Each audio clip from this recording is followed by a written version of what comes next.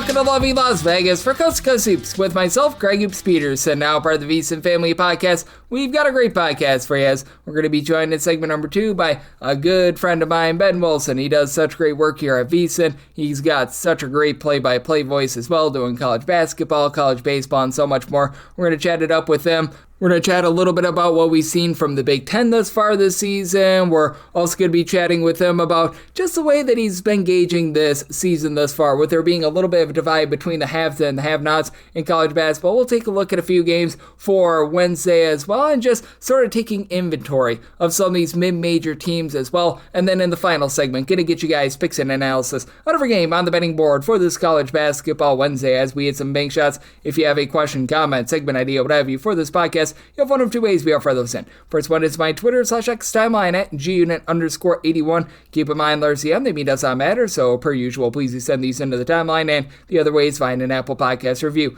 If you rate this podcast 5 stars, it is very much appreciated. And then from there, you're able to fire in whatever you'd like to hear on this podcast via that 5-star review. While I did not get in any Twitter/X questions today, everything is powered by Better. That is BETR on Better, is making it all the better to be able to dive in on some daily fantasy. When you go to BETR.app, by being a listener to this podcast, you get $10 free. Just type in the promo code of VSINPOD. That gets you $10 to be able to place on just a over or under on a player's stat line where jurisdictions allow. You've got money lines and spreads as well, so that'll get you going there. And let's get going, taking a look back at everything that we saw in college basketball on Tuesday. Try to find some trends and try to get to know these teams a little bit better. Games from yesterday is Greg buzzing about. Here is the rowdy recap. Lots of covers from ranked teams. As for Arizona, they blow out Abilene Christian by a count of 96-62. For Abilene Christian, they lose the rebound battle 38-23, and typically for Abilene Christian, they do a rock-solid job on the turnover front end,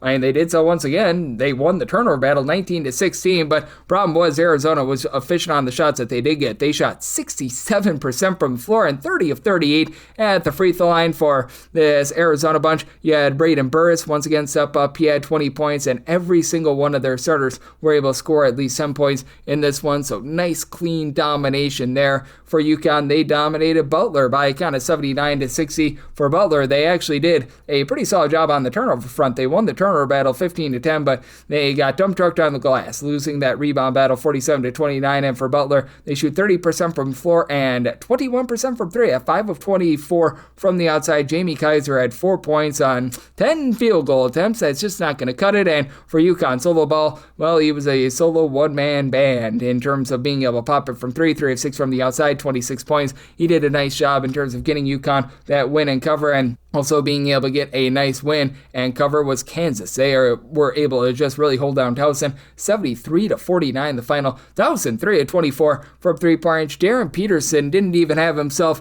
any sort of a game whatsoever. They kept him out in this one. So with Kansas, they're very much treating his injury and situation with some kid gloves, but Floria Banunga down low, 18 points, 10 rebounds. Melvin Council, he stepped up with 15 big points. Trey White was able to supply 16 as well, so no Peterson, no problem for Kansas in this one. I say we're able to get the cover in that one. For BYU, they absolutely land Base Pacific 93-57. Let me be specific here in the fact that Pacific went 0 of 3 at the free throw line.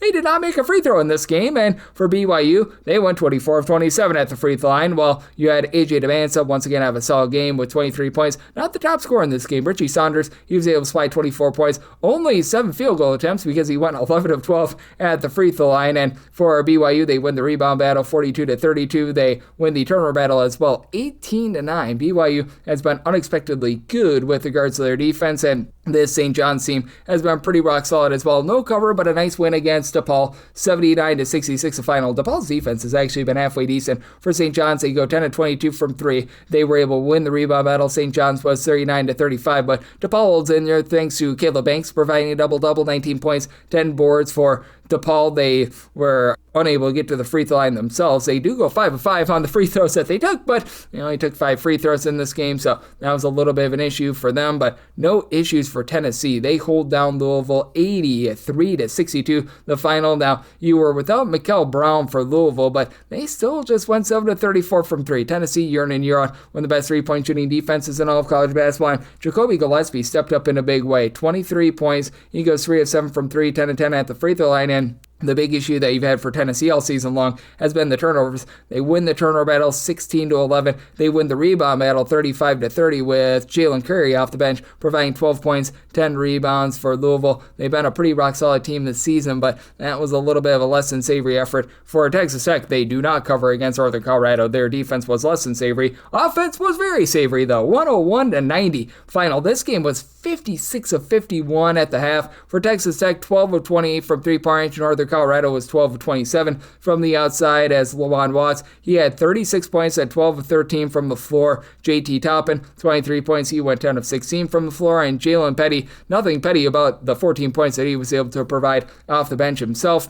For Duke, they actually got down in this game against Lipscomb pretty early on. Lipscomb was only down 48-45 at the half. Duke is able to pull away late. They don't come close to covering the big number, though. 97-73, the final for Duke. Cameron Boozer, nice solid effort here. He did have 6 turnovers, but 13 rebounds, 26 points. For Duke, they only go 8-25 from 3 as Isaiah Evans went 4 of 7 from the outside. Rest of the team, they went a nice hearty 4 of 18 from three-point range, but off the bench, you did have Malik Brown and Darian Harris. Both give you 11 points apiece, so very well-rounded effort there. And for Lipscomb, they did force Duke into 22 turnovers, so lots of sloppiness there. So congratulations on the cover to Lipscomb, and they seem to be finding it under a first-year coach of their own. For Toledo, they made things very interesting against Michigan State. Michigan State had them just completely blown out of this game, 58-28 at halftime, but for Toledo, they were catching a big number in this game. A lot of places closed this right around about 23-24 points, and depending upon your number, you actually got there with Toledo outscoring Michigan State in the second half. Nowhere close to winning the game outright, 92-69 the final, but Toledo does outscore Michigan State 41-34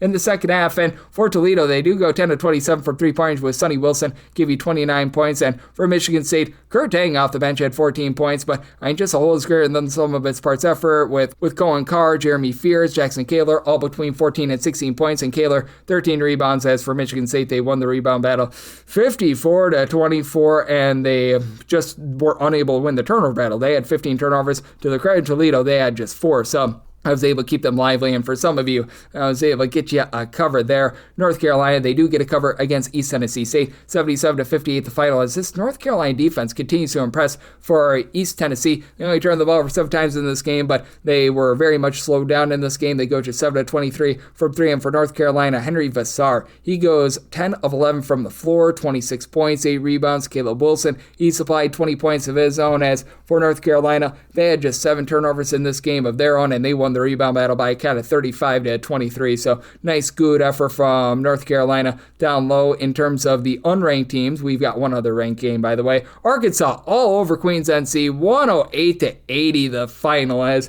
for Arkansas, they go 14 of 28 from three-point range. Billy the Kid Richmond off the bench had 15 points. You had Trevon Brazil go 5 of 7 from 3, 26 points. He just absolutely dominated there, and Queens NC actually wins the rebound battle 34-33, but that's just because they were missing so many threes. They went 6 of 25 from the outside, so not a great effort there. And for Queens NC, they also had 17 turnovers, so this was a game that was very much cranked at warp speed, up tempo. And then with regards to some of the unranked games that we did find Howard as a nice underdog, they were able to get the job done 74-66 against Drexel. Howard has really slowed themselves down, and they've been a pretty rock solid defensive team. And for Drexel, they wasted a nice 30-point effort here from Kayvon Vanderhorst. He was able to go 8 of 11 from the floor, and really nobody else helped him out. As for Howard, they actually lose the turnover battle 16-14, but they go 5 of 10 from three-point range to be able to get the job done as a nice little money line underdog.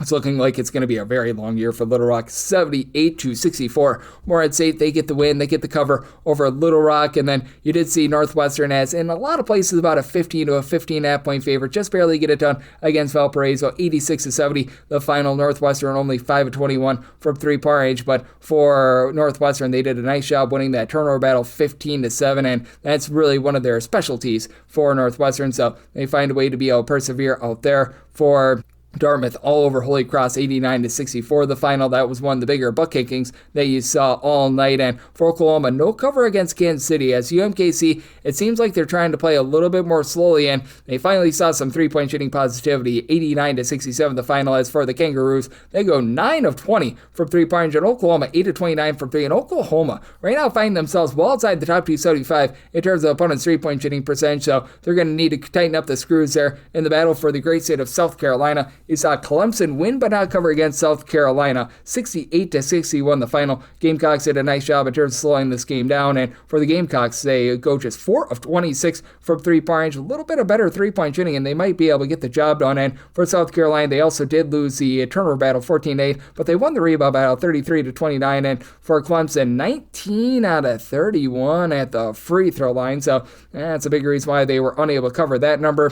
For Delaware, they were unable to cover against Rider, 65-57 the final, but Rider continues to be a bottom 5 offense in terms of points scored on a per possession basis. They went 4 of 25 from three-point range in this game, so that continues to be very, very lackadaisical for them, to say the least. And Mississippi State has been lackadaisical as well. They get the win against Long Island, but they do not come anywhere close to covering. 87-83 the final. As for Mississippi State, they do go 8 of 20 from 3, and they win the rebound battle 40-33, but they have been rough with regards to turnover front. They lose the turnover battle 9-6, and for Mississippi State, Joshua Hubbard had to bail the team out in this one. He had 34 points to be able to headline things and to be able to lead the way to avoid that upset loss. And for Mississippi Valley State, looks like they're up to their old ways. They were down just 3 points at the half against Tarleton State as a 16-plus dog.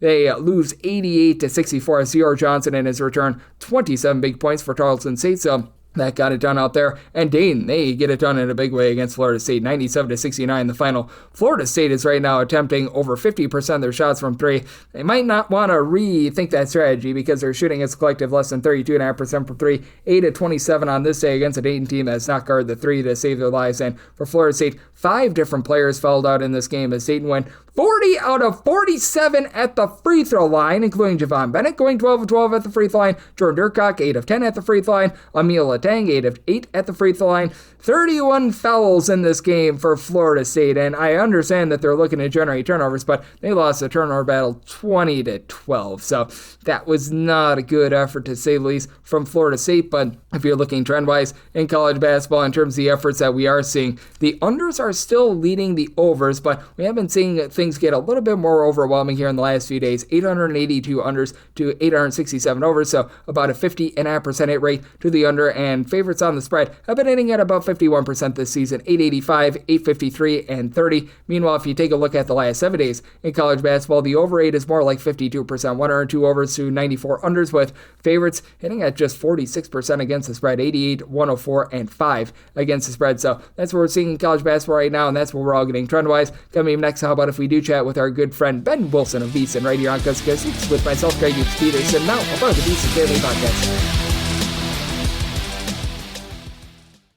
Side edge this college basketball season? Well, VSIN experts use CBB Analytics, the most comprehensive college basketball analytics platform in the world. See injury impact, on and off data, clutch time performance metrics, first versus second half splits, and so much more. Utilize the promo code of VSIN, that is VSIN, to get $30 off and find your betting edge over at cbbanalytics.com. That is cbbanalytics, all one word, .com. For anyone that is new to VSIN, well, I wish you a friendly hello. This is an attention to anyone that is new to VSIN because you're able to get some free stuff with our daily newsletter. It's a great way to catch up on everything that's happening in the sports betting world. It's delivered straight to your inbox every single morning. VSIN's newsletter offers picks, data, strategies for the day's betting menu, and so much more. Sign up for free today over at VSIN.com/newsletter. That's VSIN.com/newsletter, and start receiving your free newsletter tomorrow morning. That is VSIN.com/newsletter. Stay ahead of the game and bet smarter with VSIN.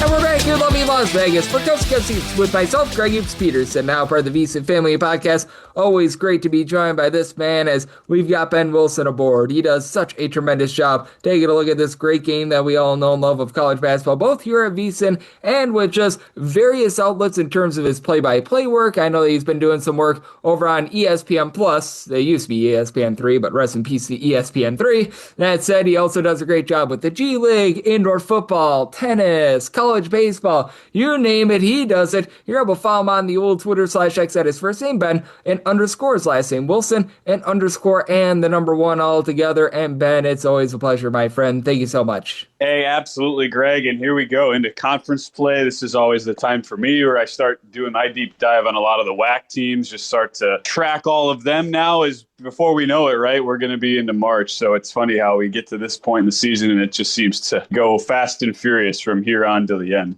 Absolutely. Time does fly when you're having fun. And just what have you made out of the first month and a half of the season? Because I've been saying this on the podcast the last few days, and I want to bring it up to you. It does feel like we're having a divide between the have and the have-nots in all of college basketball. Feels like there's that very clear tier one of 4 or 5 teams. And then you've got like the 4 or 5 teams that have lost the top 4 or 5 teams. And then you've got a pretty big divide between those teams and everyone else. I agree. And as far as I always look at from the mid-major perspective, and I think that's where you can find, and historically we found a lot of good value into the whole notion of, okay, what are these, which groups of teams here are built to potentially make deep runs? And I think as the transfer portal and NIL have continued to accentuate that gap, you just find fewer and fewer, cases, right, where you really feel like there's a team that's, say, from a SoCon or any of those sorts of conferences and like the FAUs of the world, those are just, I think, harder and harder to come by. Having said that, I do think there are some really good stories, and especially for us, Greg, being on the West Coast, I mean, the defensive play of what is shaping up to be the Mountain West, where you're actually going to have like 3 teams legitimately, I think, in the top 50 will represent really fascinating outs as we move forward. I mean, Utah State and Boise State have been excellent defensively, in addition to what we all know is San Diego State is a great defensive team. And I think St. Mary's is still like a rock solid, really tough out as far as a WCC team that's not Gonzaga. So like there still are teams, I think, that are outside of your classic Big 12, Big 10, SEC, and a couple of the ACC teams at the top. In general, though, it's not like you've got, a very long list. Like it's going to be pretty short. And that's what I'll be fascinated in, is to see how those teams in particular continue to develop as we get into a conference slate where it'll be good to have like the WCC and Mountain West, I think, are kind of the anomalies as far as deeper conferences, really good competition top to bottom. But a lot of these other mid-majors, like it is pretty top heavy. You might have like one really good team at the top, and then there's just not much to write home about, which makes evaluating those teams always a little bit more challenging. Yep, and I do think that it is so great that you bring that up too, because I do feel like in terms of the power conference level, sure, there's a divide between Michigan and Purdue, and I will throw in there Michigan State and everyone else in terms of the Big Ten, but it feels like it's a little bit more, shall we say, chaotic with regards to these power conferences, especially a conference like the SEC, where it doesn't necessarily feel like you've got that top team, but you've got a lot of solid teams. In the Big 12, it's just all sorts of brutal out there. I mentioned in the Big Ten, you certainly do have a drop-off between the top teams and the rest, but that middle is oh so good. And I feel like in terms of balance, the power conferences really do have that this year. They definitely do. I mean, who would have said that on December 17th here that in the SEC, Vandy would be your highest. And Nebraska in the Big Ten. They're the highest. They're the undefeated team in the Big Ten. It's crazy. And I think there's also this sense of, I think for us as bettors, we're always trying to identify, right, like who's that sleeper, who's going to be a great value team night in and night out that you can get as a dog. And I know Vanderbilt was that team for a lot of us last year. Well, all of a sudden, I mean, you're going to be laying big numbers to a lot of teams. And certainly like, they played VCU and St. Mary's and then a home game against SMU. But relative to the rest of the conference, like it's not exactly been the Nate Oates scheduling, right, to say the least, in Vanderbilt. So like that's obviously going to come back down. But yeah, it's like no longer. And I remember, I think the last time we were on, Greg, I talked about Nebraska, like when they hosted Wisconsin being just a great spot. And I thought that would be a situation, I think traditionally it would have been Nebraska getting 3.5 at home, something like that. Nebraska, I mean, they won the game by 1 million, so it didn't matter, but they closed a favor. And that just speaks, I think, to the way a lot of these conferences now, with how deep they are, I think situations matter more than ever with how condensed the schedules are, the travel, how many tough matchups there are in, night out. And it also means like there are certainly spots you can pick off as bettors, but it's not like those teams like a Vandy, like a Nebraska, that would have been lurking in the past that you could have gotten great numbers on. That doesn't really exist anymore if those teams show you right away that they clearly have the goods. And especially with the transfer portal and some of the guys that have been brought in to those particular schools, like that's where it really can, and like Duke Miles coming in from Oklahoma. I mean, that was a huge get for Vandy. We've clearly seen how that's impacted the Commodores, just to give you one example. So it makes it really interesting. And it I think just breeds into really following the scheduling and the situations as we go forward, because I think more than anything, that is going to be regular season wise, maybe not so much NCAA tournament wise, but particularly handicapping the regular season, the big differentiating factor. Yep, and I do think that is going to be very important to do moving forward, as we do have our good friend Ben Wilson. He does a great job here at VSIN. He does a great job with his play-by-play work. He's joining me right here on Coast to Coast Hoops. And just what have you made out of the Big Ten thus far in terms of the conference games that we have seen? Because we were talking about this a few weeks ago as well. It does feel like those conference games are a little bit wonkier in super late November, early December than what they are going to be when it comes to January and February. But I do think that we're getting a good sort of litmus test for these teams. And clearly Michigan is dump trucking everything that is in their way right now. That's relatively impressive. But just talked about Nebraska. It feels like they're for real. And it does feel like with regards to West Coast teams, UCLA, Oregon, they have been very wobbly. But I feel like Washington could be one of those sleepers as well. Yeah, well, and it's funny, too. You look at some of the early numbers. I know it's 10 or 11 games in for most teams, but Oregon is one of your worst teams in the country, against the number. I mean, it doesn't matter what the situation is. They've just not been able to cover, it seems like, just about any night. The team that has stood out to me as far as maybe disregarding some of these early conference results. I mean, Northwestern's really gotten the worst of it. And defensively in some of these high leverage spots, Ohio State game down the stretch, they really couldn't get a stop when they needed to. And weird, they've been a really good defensive three-point defensive team, but against Wisconsin on the road, Ohio State at home, those teams just shot the lights out. I'm kind of one to believe that shows some improvement as we go forward for Chris Collins, and it starts to even out where when you defend the way they do from the perimeter, and just maybe not against like a Tom Izzo-led Michigan State team, but a lot of these other teams that are more reliant on the three ball, I think that's going to be very beneficial for Northwestern going forward. So as far as those 0-2 teams where you look at some sticker shock and you go, oh, all right, well, maybe they're in for a rough ride this year. I thought it was more of a 2-week stretch where they come out of their holiday tournament. The game against Oklahoma State in Chicago just did not show up from a defensive perspective. I mean, 3 straight games, Oklahoma State, Wisconsin, Ohio State, 85 plus in all those. I definitely think you see a better defense going forward. So that's just an example of a team I wouldn't totally write off. And I think they're going to be really live like once we get into early January, and they'll have Illinois, Nebraska at home, some high volume 3-point shooting teams that I think will struggle in some individual situational aspects once they have to go up to Evanston and play there.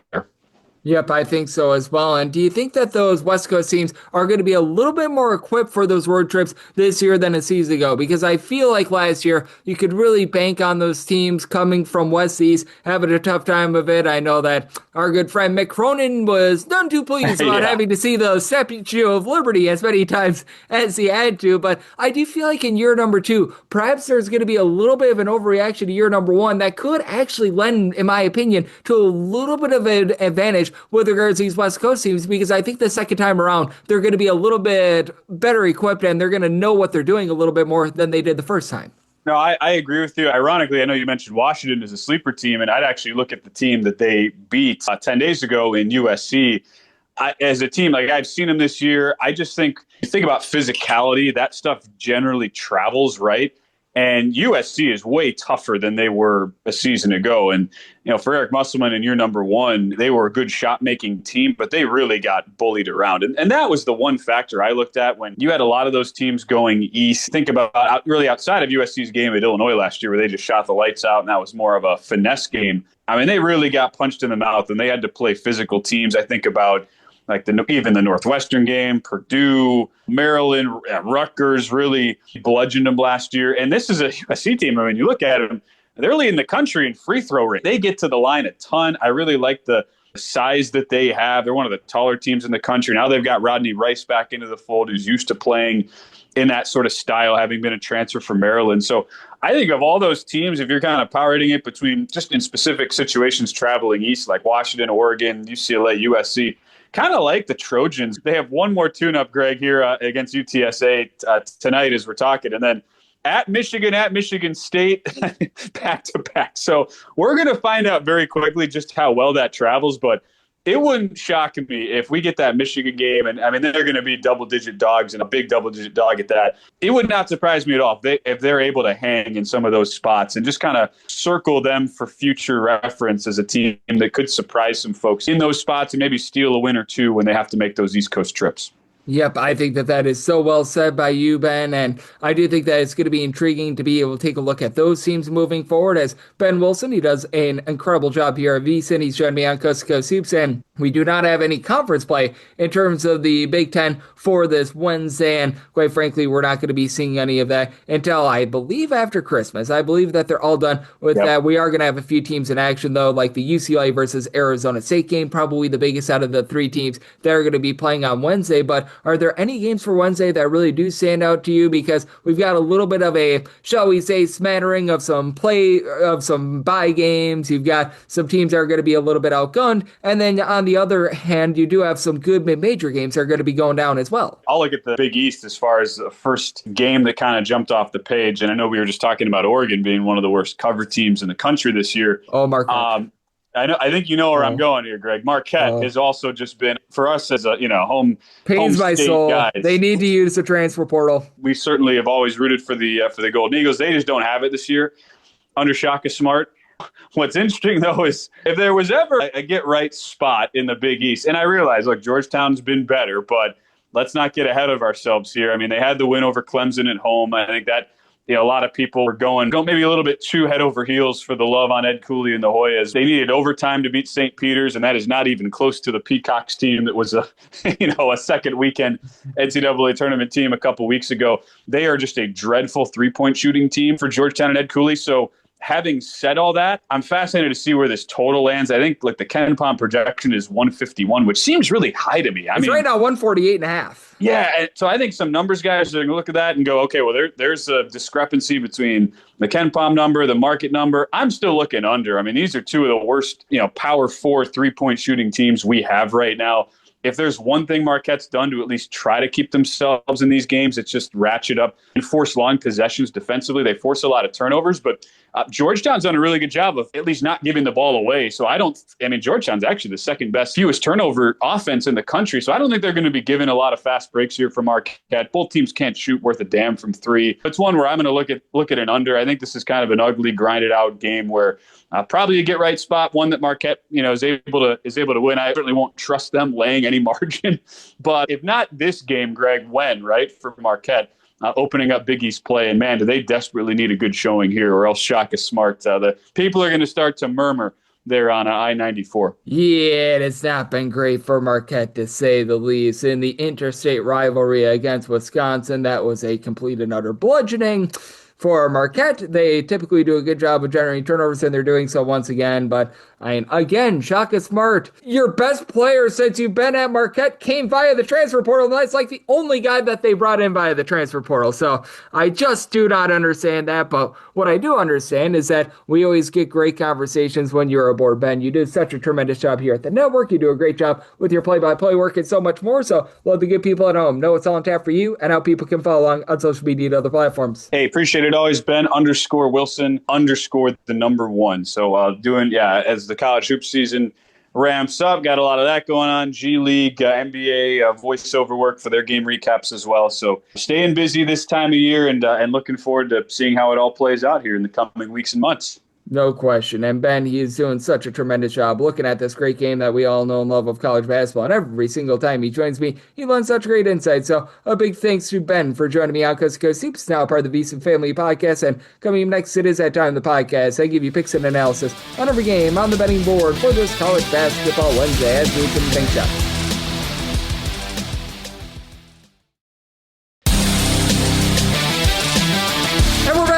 Las Vegas for Coast to Coast Hoops with myself, Greg Hoops Peterson, now part of the VSIN Family Podcast. Always great to be joined by Ben Wilson. He does such an amazing job looking at this great game that we all know and love of college basketball, and really does a great job on so many different fronts. His play-by-play work is second to none. He does a great job with our weekend shows here at the network and so much more. So big thanks to Ben for joining me in the last segment. Now it is that time of the podcast. I give you picks and analysis on every game on the betting board for this college basketball Wednesday as we hit some big shots. Most financial establishments close at a certain time, but not here. It is time for a side and total on every game on today's betting board bank shots. Do note that as per usual, any changes that are made to these plays will be listed up on my Twitter/X feed at @GUnit_81, and we're going to be going in Las Vegas rotation order. This is where we go with the games that involve bigger conferences first, and then the teams that get involved in the extra games, and it only requires one of these teams to be from one of these conferences. That would be the America East, the Atlantic Sun, the MEAC, the SWAC, the Northeast Conference, the Big South, the Patriot League, and the Southland. I believe that I got them all, so let's get things started. 6:53, 6:54 on the card. Northern Iowa is on the road against Illinois. Chicago, UIC, a 4.5-point home underdog. 133.5 to 134.5 is the total. Set a total of a 133.5. I do like the under. Northern Iowa has just been really a team that has slowed things down. They have gotten back to their roots. When they had Bowen Born many years ago, they got away from that, but now 325th in the country in terms of total possessions per game, and you've got an Illinois-Chicago team that is very mid-tempo, about 187th in the country in terms of total possessions per game, but the big issue that you've got right now for Illinois-Chicago is the turnovers. This is a bunch that they have been turning the ball over well over 13.5 times per game, outside the top 275 in terms of ball security, and they've got veterans in the backcourt. You've got Ahmad Henderson, who's back in the system after last year. He was rock solid, 14.5 points per game, only shooting about 31% from three, and then Andy Johnson, he's new from a season ago, 14.5 points. He's been able to shoot 37.5% from three, but team is not necessarily an explosive three-point shooting team. They're only shooting about 31.9% from the outside. Now, they've done a remarkable job being a top 45 team in terms of percentage of their missed shots that result in an offensive rebound. Big credit to Jason Nathaniel, who's been able to give you 3.3 offensive rebounds, 5.7 total rebounds per game, and then the Towson transfer, Mekhi Lowry, good versatility here, 8.5 points, 6 boards, 3 assists per game. But for Northern Iowa, I do think that they're going to do a nice job in terms of not allowing a lot of second and third chances. Now, Northern Iowa really doesn't give themselves any sort of second and third chances either. It's a squad that's outside the top 320 in terms of percentage of their missed shots that result in an offensive rebound, but top 25 team in terms of defensive rebound percentage. Northern Iowa just does a great job in terms of winning the turnover battle as well. Top 50 team in terms of turnovers forced on a per possession basis. Top 50 team in terms of taking care of the ball with Leon Bond, supplying 14 points. He's shooting 46% from three. Expect a little regression there, but Trey Campbell, 12.5 points, 3.5 assists, 2.5 steals per contest. Ben Schwieger has done a nice job, gave you about 7.5 points, 3.5 boards, pair of assists. Just have a very versatile, well-rounded team. Max Weisbrod is a guy that comes in off the bench, makes some nice contributions in terms of flowing good, clean offense. You really don't have anyone that gives you over 5.5 rebounds per game, but Tristan Smith being that guy. But for Northern Iowa, I think that they generate turnovers and make this a sloppy, slow game. Semi-total 133.5. I like 134 or higher to the under, and I'm going to lay up to 5 here with Northern Iowa. 6:55, 6:56. It is Xavier playing us Creighton. Creighton is a 2.5 to 3-point dog. Totals between 149.5 to 150.5, and with Xavier, I did set them as a favorite of 4 points, so I'm going to be willing to lay the number. It's a Xavier unit that has certainly had their warts in terms of being able to execute on offense outside the top 100 in terms of points scored on a per possession basis, but much of that came early on during the season. Now this team has been able to get to at least 75 points in each of the last 5 games. Trey Carroll has been the main headline scorer with about 17 points per game. He's shooting about 40% from three. Xavier is now shooting 37% from the outside. They actually do a really good job in terms of taking care of the ball. Top 10 team in terms of fewest turnovers on a per possession basis, but their interior offense has left a lot to be desired outside the top 320 in terms of their own 2-point shooting percentage. Now they've been able to do a much better job around the perimeter. They've been a top 150 team in terms of turnovers forced on a per possession basis, and they aren't allowing opponents to grab second and third chances. For Xavier, a top 15 team in terms of defensive rebound percentage, and Creighton has just not been able to find that main guy. Josh Dix, 12.5 points on 34% three-point shooting, is leading the way. They just don't have that main post presence like they used to with Ryan Kalkbrenner. Blake Harper is actually right now your top rebounder. He's a guard, 9 points, 5.5 rebounds per game. Owen Freeman, I'm not convinced that he's fully back from that injury from a season ago. 8.5 points, 5 boards, block per contest. For Creighton, it's a team that as well just doesn't force any turnovers outside the top 340 in terms of turnovers forced on a per possession basis. They have fallen outside the top 275 in terms of defensive rebound percentage, and Creighton has had to really slow themselves down with just the lack of guard play that they've got this season. 287th in the country in terms of total possessions per game. Xavier, a little bit more of a mid-tempo team, but about 128, so I did set a total of a 146. I like the under, and with Xavier, I'm willing to lay it. Set them as a 4-point favorite. 657, 658 on the card. Robert Morris plays us to Youngstown State. Youngstown State, 1.5 2.5-point underdogs. 138.5 is the total, and with Robert Morris, I did set them as a favorite of 2 points. So not willing to really go past the 1.5, but I'm going to be willing to lay the 1.5. You got a pair of teams that are relatively mid-tempo. With Robert Morris, they are actually a slow team, 282nd in terms of total possessions per game. Youngstown State, very mid-tempo, as right now they're checking in about 223rd in terms of total possessions per game. But when it comes to Youngstown State, this unit has been able to do a relatively solid job of finding the go-to scorer, as they are caroling all the way with being able to get about 14.5 to 15 points per game out of Chris Carroll. From three-point range, he's been shooting about 45.5% from the outside, and then you've been able to get some good production out of the Houston Christian transfer and Brian Dawkins, 10.5 points, 4.5 boards, and it's a team that's really rebounding by committee. You don't have a single player that gives you over 4.7 rebounds per game, but each of your top 4 scorers give you at least 4.2 rebounds per game. And with Youngstown State, this team has done a great job in terms of not allowing open looks from 3. They're a top 20 team in terms of forcing a team inside in terms of opponents' shots, the percentage of them that come from 2-point range, and when teams do actually take threes, they're shooting less than 30% from the outside. And on the flip side for Robert Morris, this is a team that gets sloppy with the ball. They're outside the top 250 in terms of ball security. They've been turning the ball over about 13 times per game, but they do a great job in terms of giving themselves second and third chances. Top 30 team in terms of percent of their missed shots that result in an offensive rebound, as the duo of Nicolas Chatakoulis aligned to Sean Good has been very good. They're combining for about 15.5 rebounds per game. Good has been able to give you 13.5 points per contest. Chatakoulis about 12 points per game. Ryan Prather is one of the lone holdovers from last year's backcourt. He's been able to supply about 12.5 points, 3 assists per game, but it's seen a pretty steep drop off in terms of his 3-point shooting. This is a Robert Morris team as well that needs to do a better job of keeping teams off the free throw line. They're a top 20 team in the country and allowing free throw attempts on a per possession basis, but I do think that their overall edge on the glass is going to be just enough in this game. And for Robert Morris, to their credit, their aligned teams only shoot about 31% from 3-point range. They've been a top 100 team with that regard. They've been overall a top 75 team in terms of points allowed on a per possession basis. Relatively pedestrian in terms of generating turnovers, but I do think that's going to be just enough to get the job done here. I do think that late game fouling going to be able to help you out with the total, semi-in at a 140, so I like the over, and I'm willing to lay up to 1.5 with Robert Morris. 659, 660 on the card. Old Dominion is playing us to James Madison. James Madison is between a 1.5 point favorite to a 1.5 point underdog, depending upon your book total on this game. It is 149.5, and with JMU, I did set them as a 2-point favorite, so I'm going to be willing to take James Madison, whether that be as a money line underdog or laying 1 to 1.5 points here. With James Madison, it has been a little bit of a rough start to the season for them, but it feels like they're starting to get back to their roots. They were playing a little bit too fast for their own good, in my opinion, to begin the season. Now they're back to about 275th in all of college basketball in terms of total possessions per game. Old Dominion, mid-tempo team, about 160th in the country in terms of total possessions per game. And for Old Dominion, they just have not been able to execute at all on defense. Outside the top 250 in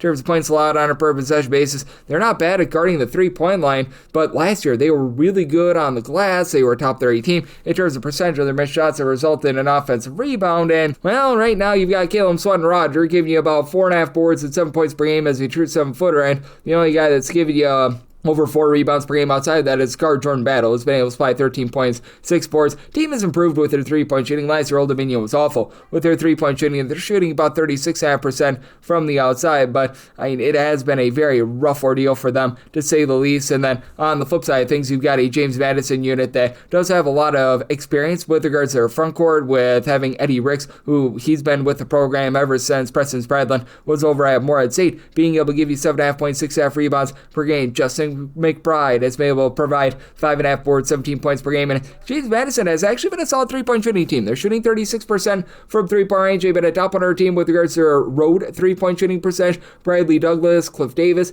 these two guys combined for just under 25.5 points per game. With Douglas, he's been that main facilitator of 4.7 assists and 2 turnovers per game, and James Madison doing a relatively okay job taking care of the ball. Top 125 team in terms of fewest turnovers on a per possession basis. They're not forcing the issue at all. They're outside the top 10 in terms of generating turnovers. They've been relatively average in terms of the overall shooting percentages of opponents. They're right around about 200th in opponent's 2-point shooting percentage, in that neighborhood in terms of 3-point shooting percentage, but I do think that they're going to be able to do a relatively solid job down low, and with the way that they're able to keep their possessions clean, and the way that Old Dominion just hasn't gotten a lot out of their main scorer from a season ago, as you've been dealing with a lot of injury to Robert Davis begin the season, only about 9.5 points per game. I do think that James Madison finds a way to get the job done, and I do think that this is going to be a clean game with neither team generating a lot of turnovers, but a little bit of a slower one. Semi-total at a 148, so hit the 149.5. I like the under, and it with James Madison either as a money line underdog or a slight favorite. We'll take them. 661, 662 on the card. UC Santa Barbara is on the road against UW Green Bay. UW Green Bay is a home underdog of 3.5 points. 149.5 is the total, and for Santa Barbara,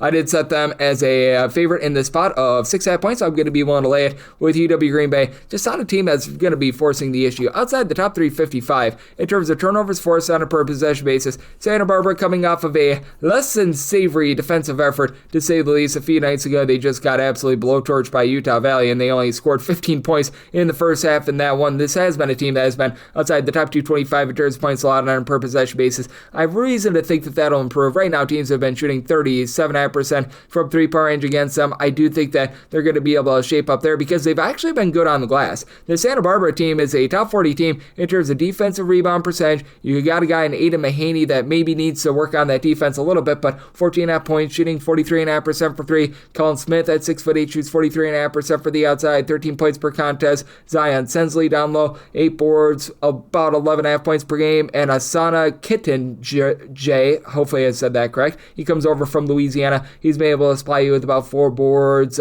just under a steal, 7 points per game. A lot of versatility at the forward spot. And for UW Green Bay, their main scorer, Marcus Hall, has actually been at times a little bit of a detriment to this team. Like when they were able to knock off IU Indy, he only had 6 points in that game. And for Mr. Hall, he's been able to give you 13.5 points, 5.5 boards, 2.5 assists. But CJ O'Hara is really becoming that main man for the team right now. He's been able to supply 13.5 points per game. And on top of that, you've been able to get a lot more recently out of LeBron. LeBron Thomas had a very slow start to the season. He's been able to average right around about 6 points per game over the last 6 or 7 games. So after a slow start to the season, he's getting going. Preston Rudinger, he's been a little bit up, down all around, but he's now been able to supply in that neighborhood about 11 points per game. And for UW Green Bay, they're a top 125 team in terms of defensive rebound percentage. They're giving themselves no second chances whatsoever, though, outside the top 350 in terms of their offensive rebound percentage, and they're about 300th in the country in terms of opponents' 2-point shooting percentage. So I do think that they lose this game on the inside, and neither of these teams are really looking to push tempo. Green Bay is checking in right around about 300th in terms of total possessions per game. You see Santa Barbara a little bit faster, but only about 248th in terms of total possessions per game. So interesting ordeal here. I did set a total as a result at a 148.5. I do think that they just don't get quite enough possessions for the over. So in on the under, and I'm willing to lay with Santa Barbara. 663, 664. You've got Richmond on the road against Elon. Elon, a 4.5 to a 5.5 point home underdog. You've got 160.5 to 161.5 as the total, and I set Elon as a 1.5 point favorite. I like them outright on the money line. Now Richmond doing a great job on the defensive glass. They are a top 35 team in terms of percentage of opponents' missed shots that do not result in an offensive rebound. Teams are only grabbing about 23.2% of their missed shots as an offensive rebound, while Elon has been a top 100 team in terms of their offensive rebound percentage, but this team has just been good on offense. 41st in terms of points scored on a per possession basis, and it is an Elon team that has cranked up their tempo a little bit more. Maybe not warp speed, but for Elon, they're checking in right now about 132nd in terms of total possessions per game. You've got a Richmond team that as well has really bumped up that tempo. They're up to 59th in the country in terms of total possessions per game, but I do like the under, even though you're going to get a lot of clean possessions in this game. Elon, a top 55 team in terms of taking care of the ball. They're outside the top 300 in terms of generating turnovers as well, but for Elon, I love what Chandler Cothrell has been able to provide. 22.5 points, 7.5 boards, shooting 36.5% from 3, and Randall Pettis, he has come in from Northern Kentucky and shot 48% from 3, 15.5 points per contest. This team is shooting a little bit over 35% from 3-point shot. They do face off against a Richmond team that has been pretty solid in terms of guarding the perimeter, and for Richmond, this has just become a little bit more of a well-rounded team as it's a whole is greater than some of its parts collective. You've got a quartet of guys with between 9.5 and 12 points per game. Aiden Albright, Will Johnson, Jaden Daughtry, and AJ Lopez, and really your main 3-point shooter has become Daughtry, shooting about 43% from 3-point, 4 boards per contest, and then Jonathan Beagle, Michael Walls. These guys don't give you a lot of scoring, but they've been able to combine for about 13 rebounds per game. For Richmond, they're a top 125 team in terms of taking care of the ball. They're not giving themselves a lot of second chances, though. Outside the top 225 in terms of their offensive rebound percentage, a little bit fragile down low. Outside the top 225 in terms of opponent's 2-point shooting percentage, they're doing a great job of being able to guard the 3-point arc, but I do think that for Elon, they're going to be able to do a solid job on the inside, be able to grab some second and third chances. That allows them to get the job done what I think is going to be a bit of a lower scoring game. Semi-total 155.5, like the under, and Elon on the money line. 665, 666, you've got Mercer. They're on the road against Central Florida, and Central Florida is a 14 to 14.5 point favorite total on this game. It is 163.5, and I said Central Florida is an 18-point favorite. I'm going to be willing to lay the number. Now, Mercer, a really nice effort a few days ago against Clemson. If I'm not mistaken, they either led at the half or were trailing by a very small amount. But for Mercer, you saw a team that has been very, very, shall we say, suspect with regards to their interior players. They're outside the top 330 in terms of defensive rebound percentage. They're checking in right around about 200th in terms of opponents' 2-point shooting percentage. Now, they have done a great job in terms of generating turnovers. Top 75 team in terms of turnovers forced on a per possession basis. You bring in the George Mason transfer and Clara Okoji, give you 18 points, 6 assists per game. Not really popping it and locking it from 3, but that's why you've got Quentin Birkin shooting 42% from 3, about 12 points per contest. Zaire Williams, who comes over from Wagner, 12.5 points. He's shooting in the mid-30s from 3-point range. But on the flip side, for the Central Florida team, this has been a unit that has been able to do a really good job in terms of being able, for one, go bombs away from 3-point range, and two, they've been able to do a nice job as well in terms of generating second and third chances. This is a top 40 team in terms of offensive rebound percentage. JaMychal Stillwell, who comes over from UW Green Bay, has been the headliner for this. 8.5 boards, 12.5 points per game, and 3.6 of those rebounds per game are on the offensive glass.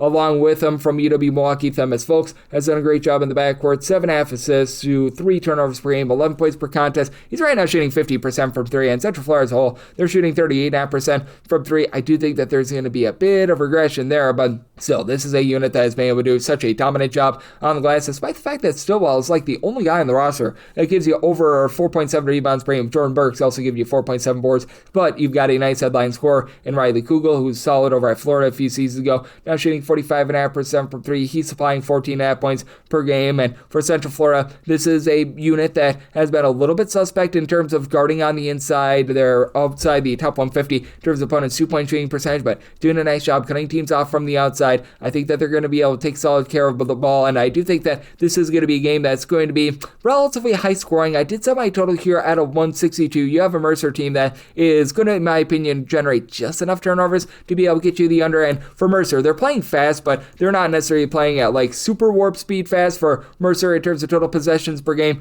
they're checking in that neighborhood about 171st in all of college basketball. Meanwhile, for Central Florida, they're still playing fast, but not as fast as the season ago at 115. So I like the under, so I total 162 and want to lay with Central Florida. 667, 668. You've got the Citadel on the road against Charleston. Charleston is a favorite here of 15.5 points, and so on this game, you're going to be getting that in the high 140s, right around about 146.5, and I did set my line here at a 22.5. I'm going to be willing to lay it. As a matter of fact, coming down to 14.5 as I'm doing this, all the better for a Charleston team that has been dealing with a lot of injuries to begin the season, but now you do have, in my opinion, your main man back, as you had out for the first 5 games of the season. Connor Hickman, since he's returned, he's been able to give you 13.5 points per game, still shooting less than 30% for 3. When he was at Bradley 2 years ago, he was a high 33-point shooter. I think that this will improve as the season goes along, as Charleston still shooting just 27.1% from 3. That is a bottom 30 mark in all of college basketball, but this team has also been able to do a nice job on the glass. They're a top 175 team in terms of rebound percentage. Martin Kalu has been able to give you about 5.5 boards, 11.5 points per game, and for the Citadel, there's just not a lot of promise here. This team is well outside the top 340 in terms of points allowed on a per possession basis. Both of these teams are playing at a relatively controlled pace. The Citadel outside the top 320 in terms of total possessions per game. Charleston, just given the injuries, are down to about 262nd in terms of total possessions per game, but we've seen that tempo crank up a little bit more as they've been getting more and more acclimated with dealing with these injuries, and then obviously getting back Hickman as well. On the side for the Citadel, you've got a quartet of guys with between 8.5 and 10.5 points per game. Braxton Williams, Asa Wally, along with Sola Adbasi and Christian Moore, but Adbasi is out with a little bit of injury, should be good to go. The lone guy on the roster that's able to give you 4 rebounds per game, so that elevates them a little bit more down low, but it's still a team that they've got all sorts of warts in the post as they're outside the top 225 in terms of rebound percentage. Now, to the credit of the Citadel, they actually make the most out of their possessions. They're a top 75 team in terms of taking care of the ball, 9.4 turnovers per game, also well outside the top 340 in terms of generating turnovers as well, so that's a little bit of an issue. And for the Citadel teams are shooting over 35.5% from three against them. They're outside the top 300 in terms of opponents' 2-point shooting percentage. I think that Charleston is going to look to start to crank up their tempo a little bit more and rip apart a Citadel defense as one of the most sad in all of college basketball. Set my total at a 148.5. I like the over, and which also made them the 22.5 point favorite. I'm going to be willing to lay that number. 669, 670 on the card. It is Northern Kentucky. They play also Oakland, and Oakland finds themselves as a 1.5 point underdog. 164.5 to 165.5 is the total. This opened up at a 168.5. I still do like the under. I set mine at a 163.5. You have a Northern Kentucky group that is very mid-tempo, about 163rd in the country in terms of total possessions per game, and for Northern Kentucky, they're very good at generating turnovers. They're currently 11th in all of college basketball in terms of turnovers forced on a per possession basis. You've got an Oakland team that is just not generating a lot of second chances for themselves either. 295th in terms of percentage of their missed shots that become an offensive rebound, but even with that, I did set Oakland as a 1.5 point favorite. I will be taking a shot on them on the money line. For Northern Kentucky, they themselves are outside the top 235 in terms of their own ball security, and both of these teams are outside the top 275 in terms of opponents' 3-point shooting percentage. Oakland has been the a little bit more superior 3-point shooting team, even with Northern Kentucky having Khalil Robinson being able to supply about 16 points, shooting 48.5% from 3-point range. LJ Wells, he's been able to give you about 8 rebounds per game, but he's the lone guy on this roster. It's right now give you over 4.3 rebounds per game. To the credit of Northern Kentucky, this has been a team that has been in the top 125 in terms of percentage of their missed shots that result in an offensive rebound, but Oakland, even though they're going up against a team that generates a bunch of turnovers, they've done a great job in terms of taking care of the ball. As for the Grizzlies, they're a top 80 team with this regard. Bringing in Brody Robinson has been massive for them as he's been able to supply 16 points, 6 assists, shooting 37.5% from 3-point range. Michael Hoagie, 14.5 points, 4.5 boards, and Isaac Garrett, he's been able to give you 15 points per game, and Garrett has come up from the non-D1 ranks. You've had this team do a really good job of utilizing that junior college pipeline, and they have brought in a lot of good guys, and then you bring back your main post presence from a season ago, Bari Navalura, 13.5 points, 5.5 boards. So even though Oakland is not giving themselves a lot of second and third chances, they've been still able to do an okay job on the inside. They've been a relatively pedestrian team with regards to their block shots, but still they've been a top 150 team in terms of their 2-point shooting percentage. They shoot a little bit over 35% from 3, and they've been a top 125 team in terms of points scored on a per possession basis. Oakland has also been well outside the top 275 in terms of points allowed on a per possession basis, but I think that Northern Kentucky gets a little bit sloppy with the ball, and I do think that Hoagie, who missed the first 5 games of the season, he really elevates this team and is going to be able to give them a bit more on the inside. So I did set my total at a 163.5. I like the under, and Oakland on the money line. 671, 672. It is Quinnipiac, and they are going to be on the road facing off against Monmouth. Monmouth is a 1.5 point favorite to a 1.5 point dog. 148.5 is the total line for Quinnipiac. I thought there was a 2.5 point favorite, so whether they're a very slim favorite or a very slim dog, I'm going to take a shot on them, and if they're an underdog, I'm just going to take the money line with Quinnipiac. For the Bobcats, this team has been playing up-tempo, but not necessarily like absolutely gunning it for all mankind or anything like that in terms of total possessions per game, about 104th in all of college basketball. And Amari Monroe has actually taken a little bit of a step back from a season ago. Right now, he's supplying about 16.7 rebounds to 2.5 assists per game. It's actually been Jaden Zimmerman doing a nice job leading the way with regards to his scoring, 17 points per game. Both of these guys have not shot it well from 3, but the ancillary guys like Asim Jones, Keith McKnight, Samson Riley, all 3 of those guys are shooting over 50% from 3, and I think that there's going to be a little bit of a fall off there, but I mean, it really has been a case where outside of your main 2 guys, you've had a nice little bit of a collective and some good depth with regards to this team. And additionally for Quinnipiac, this is a unit that has become a top 175 team in terms of turnovers forced on a per possession basis, or a top 150 team in terms of their rebound percentage. And on the other end, you have a Monmouth squad that just is not doing a great job on the inside. They're checking in that neighborhood about 300th in terms of their own 2-point shooting percentage. Typically, Monmouth has that one like go-to score. This season, it's been a little bit more of a collective. You got true guys, Justin Ray, Stefanos Batilis, along with Jason Rivera-Torres, being able to combine for in that neighborhood about 39.5 points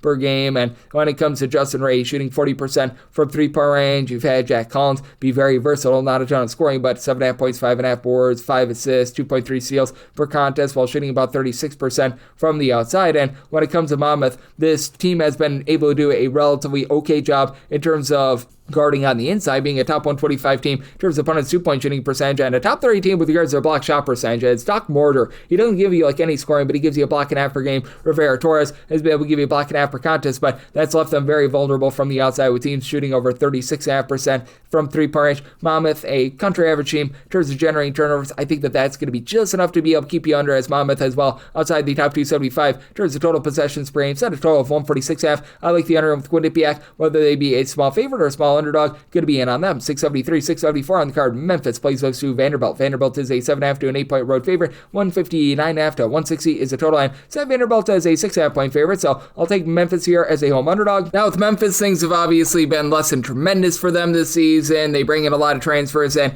it just has felt a little bit disjointed, but I do think that these guys are going to be able to find their bearings sooner rather than later. It has been a very brutal schedule as well for this Memphis team. They took the dump trucking a few nights ago against Louisville, but Doug McDaniel's been able to do a nice job. Give the team 5.5 assists, 14 points per game. With Memphis, the big issue for this team, just really in the Penny Hardaway era, has been turnovers, and they're back outside the top 225 in terms of turnovers on a per possession basis on offense, but they've been a top 45 team in terms of their offensive rebound percentage. It feels like you're starting to get a little bit more of something out of Aaron Bradshaw as well, a guy that has just been a flopperoonie ever since coming into college basketball, but 8+ points in each of the last 3 games, and you now have Hassan Abdul-Hakim, one of their main transfers, back as well. He was dealing with injury, has already missed 6 games this year, but when he's been out there at 6 foot 7, he's able to give you 8.5 points per contest, was a good 3-point shooter over at UT Rio Grande Valley. And for Vanderbilt, this has been a team that's done a great job, not just on the offensive side of things, but on the defensive side of things as well. Vanderbilt is a top 10 team in terms of points scored on a per possession basis, but also top 125 team in terms of turnovers generated on a per possession basis.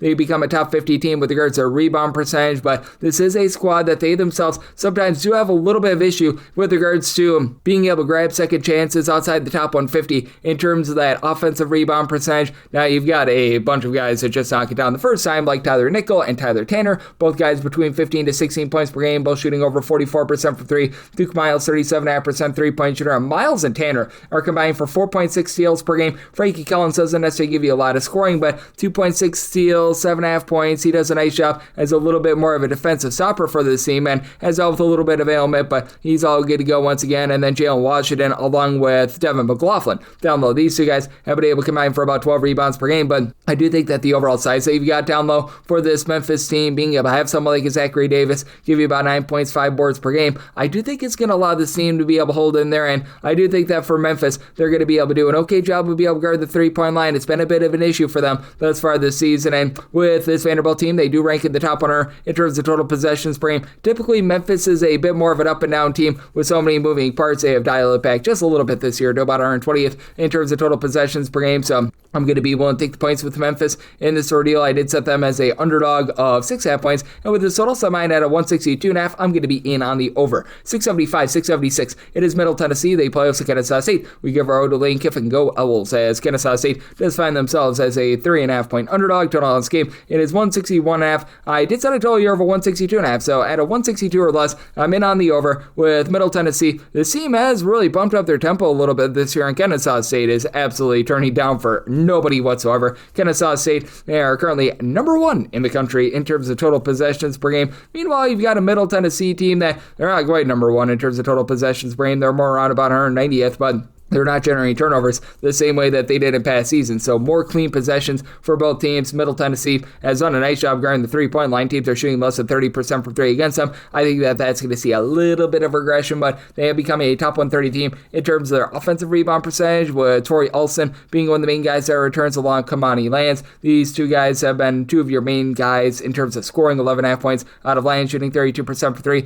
Olson doesn't pop it from 3, but 8 boards, 2 of them on the offensive glass. He's been able to give you a steal per game, and then Jevin Carter, he's been able to supply about 12.5 points per game for a Middle Tennessee team, only shooting about 33.5% from the outside, but it's keeping things relatively clean. They're in the top 100 in terms of fewest turnovers on a per possession basis. Kennesaw State over the last few seasons has had a tough time with regards to taking care of the ball outside the top 225 in terms of ball security, but they become a top 125 team in terms of generating turnovers. They're actually really good with their interior defense as well, top 30 team in terms of opponents' 2-point shooting percentage, but they give up tons and tons of free throws while they take tons and tons of free throws as well. And for Kennesaw Kennesaw, they're only shooting about 66.5% at the free throw line, and that's a big reason why I'm going to be willing to take a shot here on Middle Tennessee. I think that free throw shooting could loom very large, even with having Simeon Cottle give you 20 points for his shooting 46% from three-point range. Simpson has been a 40% three-point shooter with about 10.5 points per game, and this team does a good job rebounding by committee. You've got a quartet of guys in Simpson, Ramon Seals, Brandon Skip-to-My-Lou, and Franquan Sherman, who've all been able to give you at least 5.5 rebounds per game. And for Kennesaw, they're a top 50 team in terms of percentage of their missed shots that result in an offensive rebound, but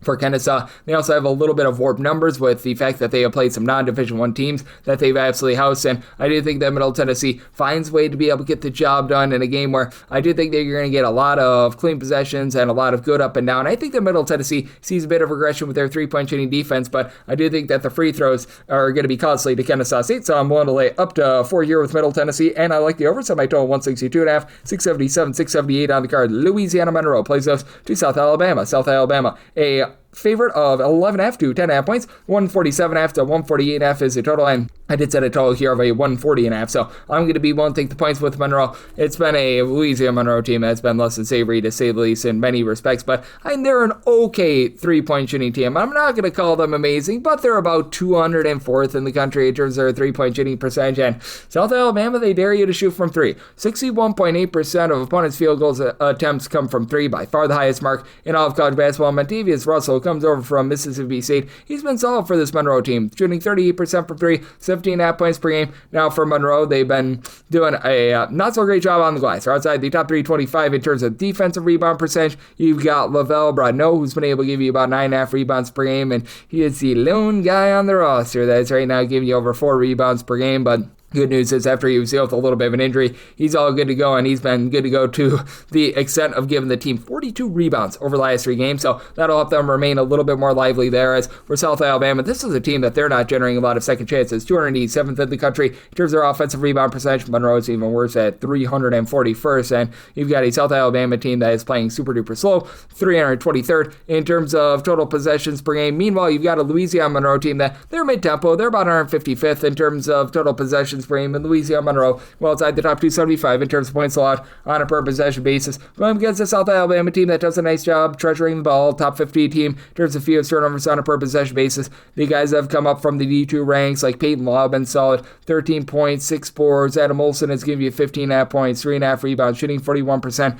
from three-point range. And when it comes to this bunch, they have done a nice job of keeping teams off the free throw line, number 1 in the country in terms of fewest free throw attempts allowed per possession by opponents, but this team is also allowing a lot of second and third chances for South Alabama outside the top 300 with regards to defensive rebound percentage. I do think that Louisiana Monroe are going to do just enough to remain lively against a South Alabama team that's pretty pedestrian with their offense. Did set a total of 140.5. I like the under and the points here with Monroe. 679, 680 on the card. Wichita State, they play also Wofford, and the Terriers of Wofford are a underdog of 11.5 to 12 points. 143.5 is the total line. I did set my line at 13.5. I'm going to be willing to lay with Wichita State. Wichita State has been really slowing things down outside the top 300 in terms of total possessions per game, but they're doing a nice job dominating the boards as they've got the Will Berg, who comes over from Purdue, 7.7 points, 7.7 rebounds per game, and then Karan Boyd, good versatility, 10 points, 6.5 rebounds, right now shooting 38.5% from 3. Keenan Giles is shooting 39% from the outside, and Wichita State is a top 75 team in terms of fewest turnovers on a per possession basis on offense,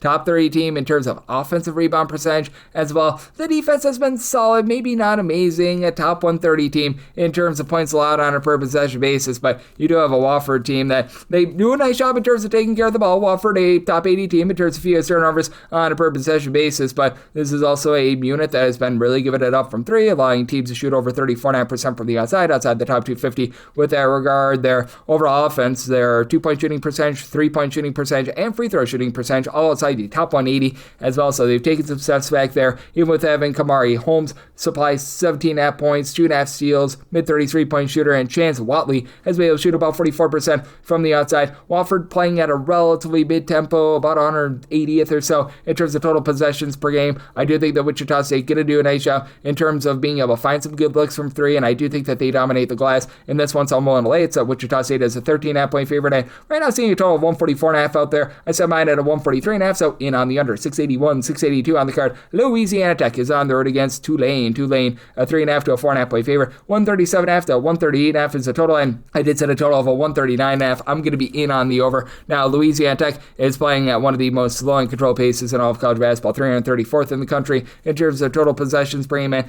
Tulane has really dialed it back as well. They're about 230th in the country in terms of total possessions per game, but for Louisiana Tech, this team does control things with their defense. They've been able to do a tremendous job of generating turnovers, being a top 150 team in terms of turnovers forced on a per possession basis, and they win the battle on the glass. Louisiana Tech is a top 55 team in terms of rebound percentage. Meanwhile, for Tulane, they are outside the top 350 in terms of percentage of their missed shots that resulted on offensive rebounds. So I did set a line here of 3.5 at a 4+. I'm going to be willing to take those points with Louisiana Tech. Louisiana Tech has had some issues with regards to taking care of the ball. They lose their main point guard in Newman from a season ago, Sean Newman. So they bring in AJ Bates, who's been able to give you about 6 assists, 13 points per game, shoots 41.5% from 3. Not a lot of help around Keaton Cooper, DJ Turn It Up Dudley. They've been able to combine for about 22 points per game, but outside those main three scores, you pretty much don't have anyone in the main rotation that's shooting above 30.5% from three-point range. Flip side for Tulane, you do have, in my opinion, the best guard out there on the floor in Rowan Brumbaugh. He's been supplying the team with about 4.5 rebounds, 3.5 assists, 19 points per game. Shoots 40% from 3, and it's a Tulane team that they very much are looking to go bombs away from 3. Now he's shooting 32% from 3, and they're allowing teams to shoot 39% from the outside. They're outside the top 340 in terms of opponent's three-point shooting percentage, but again, this is a Louisiana Tech team that's not amazing with their three-point shooting. They are outside the top 310 in terms of their own three-point shooting percentage, but they're also allowing teams to shoot only about 26% from three-point range. So it's a good old situation of something's got to give. I do think that for Louisiana Tech, they're going to be able to find some more scoring opportunities here. In the end, I do still think that Tulane is able to pull it out. They're a top 75 team in terms of not turning the ball over. You've been able to have some good interior play with regards to the offense, not necessarily in terms of grabbing offensive rebounds, but top 175 team with that two-point shooting percentage, and this team does a better job of taking care of the ball than Louisiana Tech. You've got Asher Woods and Curtis Williams, who have been able to supply a combined 26 points per game, but in the end, I do think that Louisiana Tech going to hold in there, and I do think that you get enough late game fouls for the over. So set my total at 139.5, like the over, and 4+ here with Louisiana Tech. 683, 684 on the card. UAB is going to be playing us Cleveland State. Cleveland State is an underdog of 16.5 to 17.5 points. 161.5 is the total, and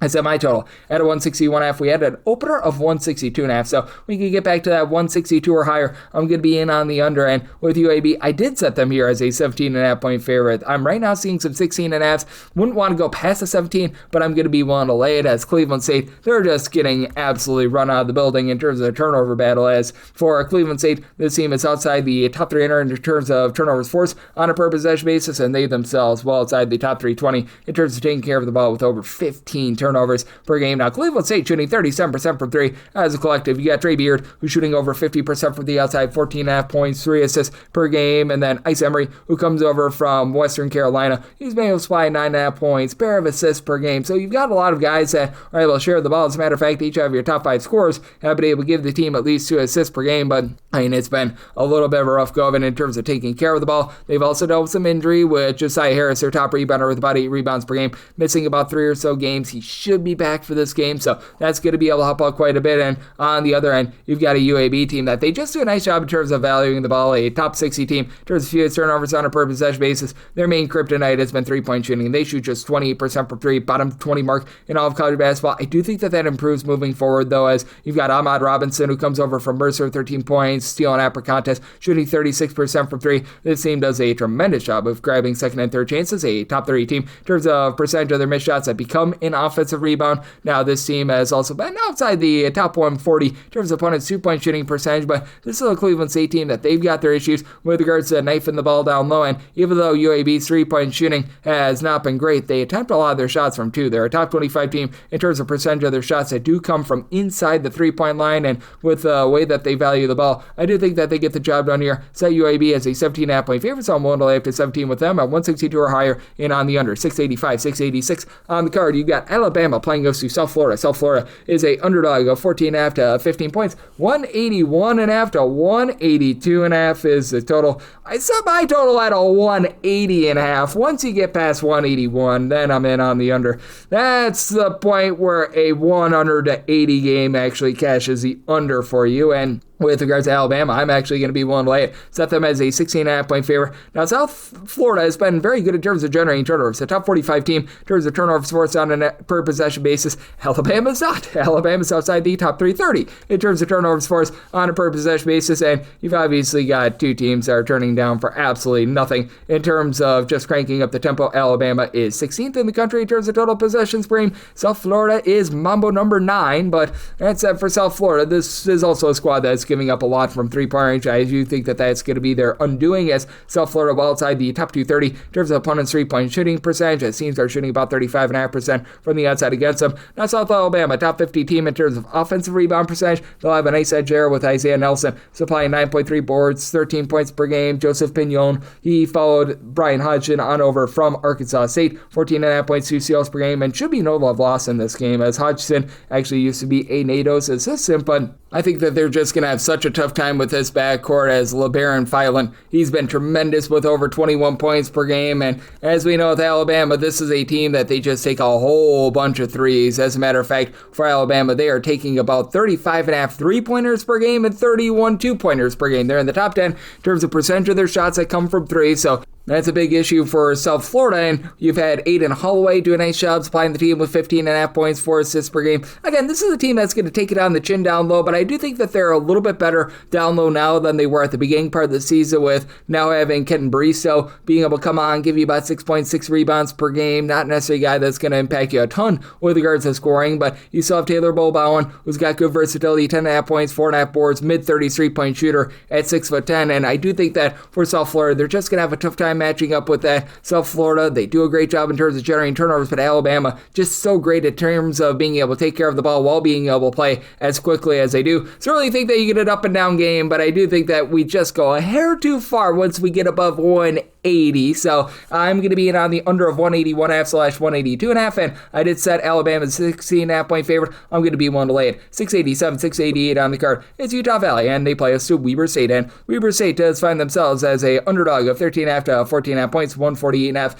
is the total, and for Weber State, I did set them as an underdog of 10.5 points. So I'm going to be willing to take those points with Utah Valley. This is a very good defense, a top 65 team in terms of points allowed on a per possession basis, and certainly a Weber State team that they leave a little bit more to be desired on defense. They're outside the top 200 in terms of turnovers forced on a per possession basis. Meanwhile, you got a Utah Valley team that's 43rd with this regard, and for Utah Valley, they've actually been very good with regards to generating turnovers on the road. At home, they actually fall outside the top 100 with this regard, but I do think that with Weber State, they're going to do a nice job in terms of matching up on the glass, and that's a big reason why I'm going to be in on the points for Weber State. They just find a way, sort of by committee, to be able to generate second and third chances. Utah Valley, they've been a team that's done a nice job in terms of not allowing a lot of second and third chances, but Weber State, a top 115 team in terms of percentage of their missed shots that result in an offensive rebound. And it just seems like everyone on Weber State is standing like between 6'5" to 6'8", and they're all able to go bombs away from three-point range. Nigel Burris was a really good three-point shooter back in the day. Over at Idaho, he's been able to give you 10 points, 5.5 boards. He's shooting 39% from three-point range. And then you've got Malik Goma and Edwin Suarez Jr., who have combined for about 14 rebounds per game. Jace Whiting is supplying about 14 points, shooting 40% from three. Vijami Vartiden has been able to give you about 11.5 points, a steal per game. And for Weber State, they're doing a relatively solid job as well in terms of not allowing open looks from three. They're allowing teams to shoot 23.5% for three, which there is going to be negative regression there, but I do have a Utah Valley team that has had a tough time in terms of taking care of the ball as well. For everything that Utah Valley does really well, this has been a team that has been on well outside the top 310 in terms of turnovers on a per possession basis on offense. Now, when they get a clean possession, you do have Jackson Holcomb give you 15 points, 7.5 boards, and then Tyler Hendricks continues to shoot 52.5% for three with 12 points per game. I think we're going to see a little bit of regression there. Trayvon Leonard, the main point guard from the season ago, 7 assists, 2 steals. He does, though, turn the ball for 3.5 times per game. He's been able to supply 11 points per game for Utah Valley. I do think that this team is still going to do a nice job being able to win the battle down low. They're a top 30 team in terms of opponents' two-point shooting percentage, and they themselves allowing teams to shoot less than 30% from three-point range. But Weber State is cranking up the tempo, top 100 team in terms of total possessions per game. You've got a Utah Valley team that's a little bit more mid-tempo, and I do think that Weber State does a solid job hanging in there on the glass. So I set my line at 10.5. I'm going to take the points with Weber State, like the under semi-total at a 146.5. 689, 690 on the card. Texas State plays us to Arkansas State. It's a Texas two-step, as Texas State is a underdog of 2.5 points. 149.5 is the total, and for Arkansas State,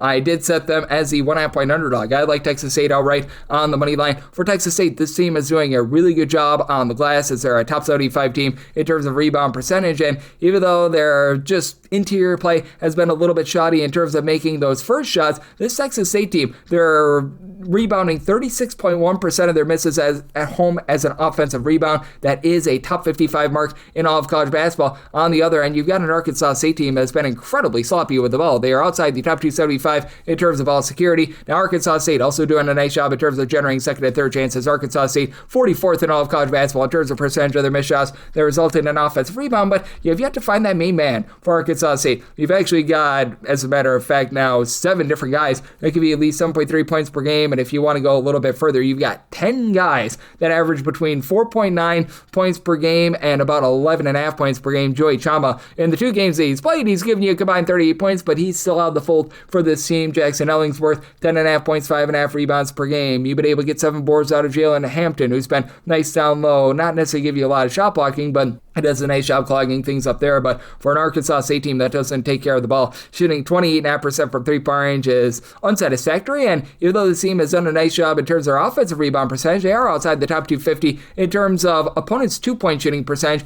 And that's big because you do have a Texas State unit that they are looking to pile drive the ball inside. As a matter of fact, for Texas State, a top 3 team in terms of percentage of their shots that come from 2-point range. Now, they are outside the top 200 with regards to that 2-point shooting percentage, but again, grabbing second and third chances with DJ Hall, Mark Drone combining for about 25 points per game. And then when he needs to take a 3, Tim Purnell has been able to shoot 40.5% from the outside. He's giving you about 8.5 points per game. Caden Gums, about 4 assists and 2 turnovers per game. Texas State has also had their ball security issues. They're outside the top 300 in terms of turnovers on a per possession basis on offense. Top 75 team in terms of generating turnovers as well. And Texas State is traditionally a slow and controlled team, and you've got a Arkansas State team that is very much looking to push tempo. As you got Ryan Pannone, a former assistant of Nate Oates at Arkansas State. His team is 44th in terms of total possessions per game. Texas State 241st in terms of total possessions per game. So I do think that you're going to see a lot of sloppiness, but I do think that this becomes just close enough for late game felling. I set a total of 149.5, so 149 or less in on the over, and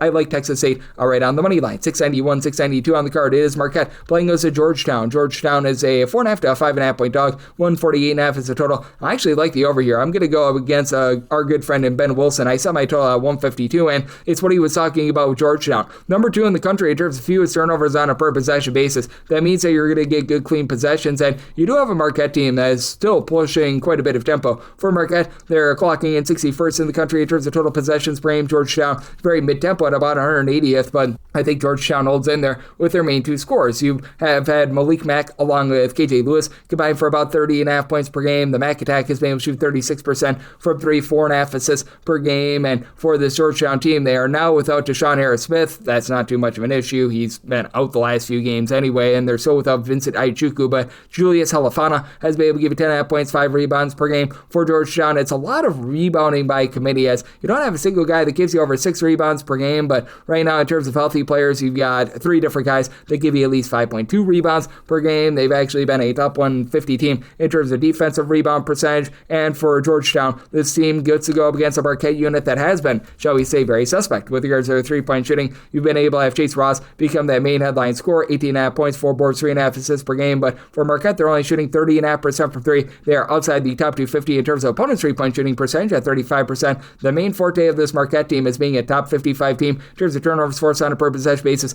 Nigel James has been one of those main guys with a steal and a half, 11.5 points per game. And as a matter of fact, for Marquette, you've got 5 different guys that give you over a steal per game. Sean Jones, Adrian Stevens, and Zay Lowry join Mr. Ross with that regard, but his team, other than Ben Gold, who's able to give you 7 rebounds per game, just not doing a great job on the glass. They are actually a top 125 team in terms of grabbing offensive rebounds, but they're still vulnerable on the inside, outside the top 250 with regards to their own 2-point shooting percentage, outside the top 175 in terms of opponent's 2-point shooting percentage. I think that keeps Georgetown lively in this game. Set my line at 4. I'm going to be one take the points with Georgetown, and like the over, set my total 152, 693, 694 on the card. Colorado plays host to Portland State. Portland State is a underdog here of 16.5 points, 150.5 40.5 is the total. And I set Portland State as a 13.5-point underdog. I do like the points. Now, for Colorado, this has been one of the better three-point shooting teams in all of college basketball. As a collective, they are shooting just a hair above 40.5% from the outside. I'm thinking you get a little bit of regression. Isaiah Johnson has been great as a freshman, 14.5 points, 2 assists, 48% three-point shooting is a little bit high. Elijah Malone, I recognize this on low volume, but he's shooting 60% for 3 along Barrington Hargress. Should see a little bit of regression there. I will give Colorado credit, though. They're taking great care of the ball. Top 25 team in terms of fewest turnovers on a per possession basis, a top 150 team in terms of defensive rebound percentage. I think that that's going to be a mainstay throughout the season, but for Colorado, even though they don't turn the ball over themselves, they aren't necessarily generating a lot of turnovers as well. That means that you're going to get a lot of good, clean possessions for Portland State. It is a Portland State team that brings back their top scorer from a season ago, as they've been able to get a little bit over 15 points per contest out of Jalen Henderson. He's actually up to 17 points per game, shooting 46% from 3. Again, a number that should see a bit of regression, but that said, you've also been able to have scary Terry Miller, who missed a game or two this season, supply about 17.5 points, 7 boards. He's been very versatile as well, and with this Portland State team, they're always good in terms of generating second and third chances. Back inside the top 75 in terms of percentage of their missed shots that result in an offensive rebound. They're a top 55 team in terms of opponents' 2-point shooting percentage. Now, where they get beat is on the turnover front. They are outside the top 250 in terms of ball security. They're about a country average team in terms of their 3-point shooting, but for Portland State, with them playing out there in the Big Sky, they're used to going to a little bit of elevation. I think that they're going to be up for hanging in there against a Colorado team that's already had some close calls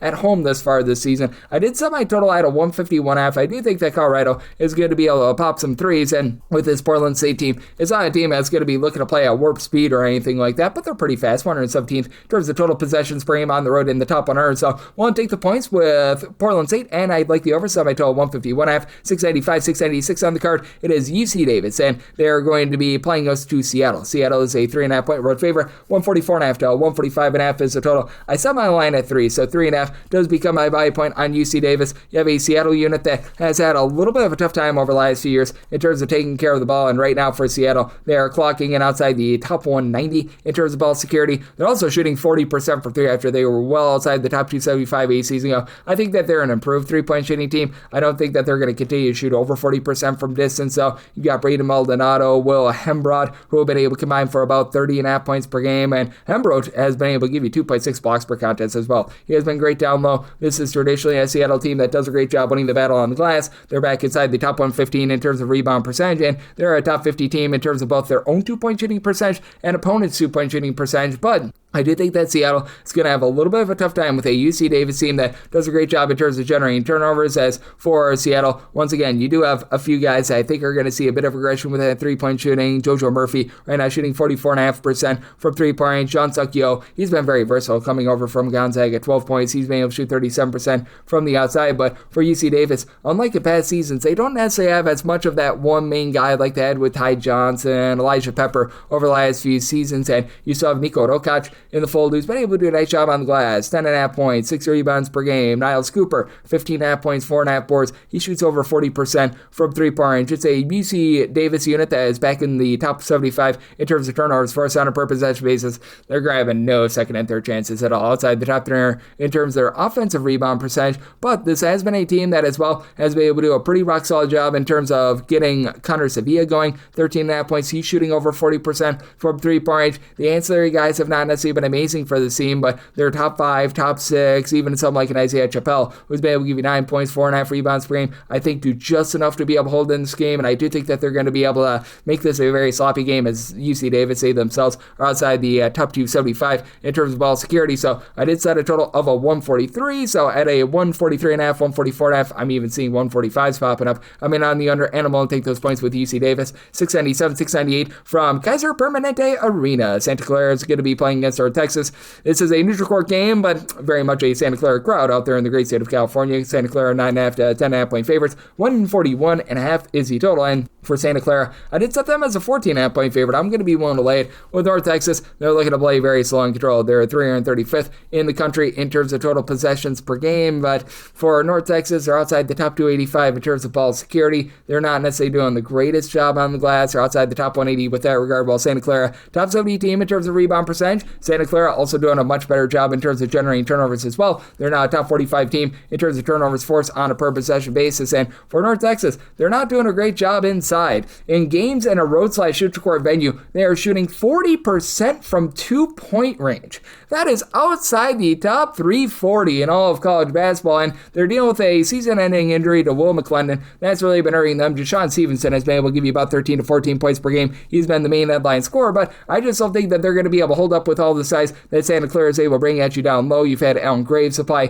9.6 boards, pair of assists per game, and for Santa Clara, sharing has been carrying. You've now got 5 different guys that give you at least 2.2 assists per game. Christian Hammond has been that main scorer with about 17.5 points, shooting 44% from 3-point range. Bucky Oboye has been very versatile with about 9 points, 3.5 rebounds per game. Elijah Mai is back from a season ago with about 5 boards, 2.5 assists, 13.5 points per game, and I do think that Jake Ensinger is a guy that goes under the radar because he gives you pretty much as many points as rebounds, 7 boards, 7.5 points, but he also gives you 4.3 assists per game. And for the Santa Clara unit, they're a top 150 team in terms of taking care of the ball, top 30 team in terms of percentage of their missed shots that result in an offensive rebound. We've seen their 3-point shooting downtick a little bit, and for Santa Clara, they're just not as fast as they have been in past years. With losing a lot of those guards from the season ago, they're about 181st in terms of total possessions per game, but I do think that their defense is stout, rock solid, and they get the job done here. I set my line at 14.5. I'm willing to lay with Santa Clara. Made a total of 136.5, so also in on the under. 699, 700 on the card. USC plays us to UT San Antonio.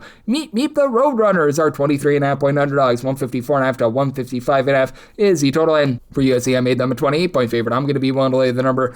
The Roadrunners, it's not been a lot of meeping for points for them, as they are currently 356th in terms of their own 2-point shooting percentage. They are well outside the top 250 in terms of points scored on a per possession basis, and they've had to dial back their tempo a little bit. 122nd in terms of total possessions per game. USC is playing quite fast, 26th in the country in terms of total possessions per game, and they are absolutely dominating things on low. A top 10 team with regards to your block shot percentage. Gabe Hines comes over from Youngstown State. He's been able to give you over a block per contest at 7'3", and then you just have had so much versatility. Chad Baker-Mazar, 21.5 points, 5.5 boards, block and half per contest on 38% 3-point shooting. Rodney Rice is a 38.5% 3-point shooter with 20 points per game. Now, Rodney Rice has been dealing with quite a bit of injury. We have not seen him really ever since Thanksgiving. I think that he's going to be out the full once again in this game, but even with him being out, that just means that you're going to be relying a little bit more on the likes of a Jordan Marsh, who's been able to give you 6.5 points per game. He's a guy that's right now rating it in at well over 50% from 3-point range. I do think that you're also going to get a little bit more out of Jerry Easter as well, who's been a nice ancillary guy for the team. And getting back to Marsh, he has been able to give the team at least 6 points in each of the last 3 games, and his facilitation has been up as well. He's been able to give the team a combined 10 assists in those 3 games as well. For USC, I do think that they're going to do a pretty rock-solid job holding down a UTSA team that they've really become reliant upon one man for their scoring. The Southern Utah transfer in Jamar Simpson, 18.5 points, 5 boards. He's shooting about 39% from 3 for a team that, as a collective, they shoot less than 30% from 3. Nobody outside of Simpson gives you over 8.5 points per game. It is a UTSA team that's still been okay in terms of generating turnovers, top 250 team with that regard. And for UTSA, their line teams to shoot only about 29.5% from 3. That's the top 100 mark in all of college basketball, but the offense has just been not great, to say the least. They're outside the top 3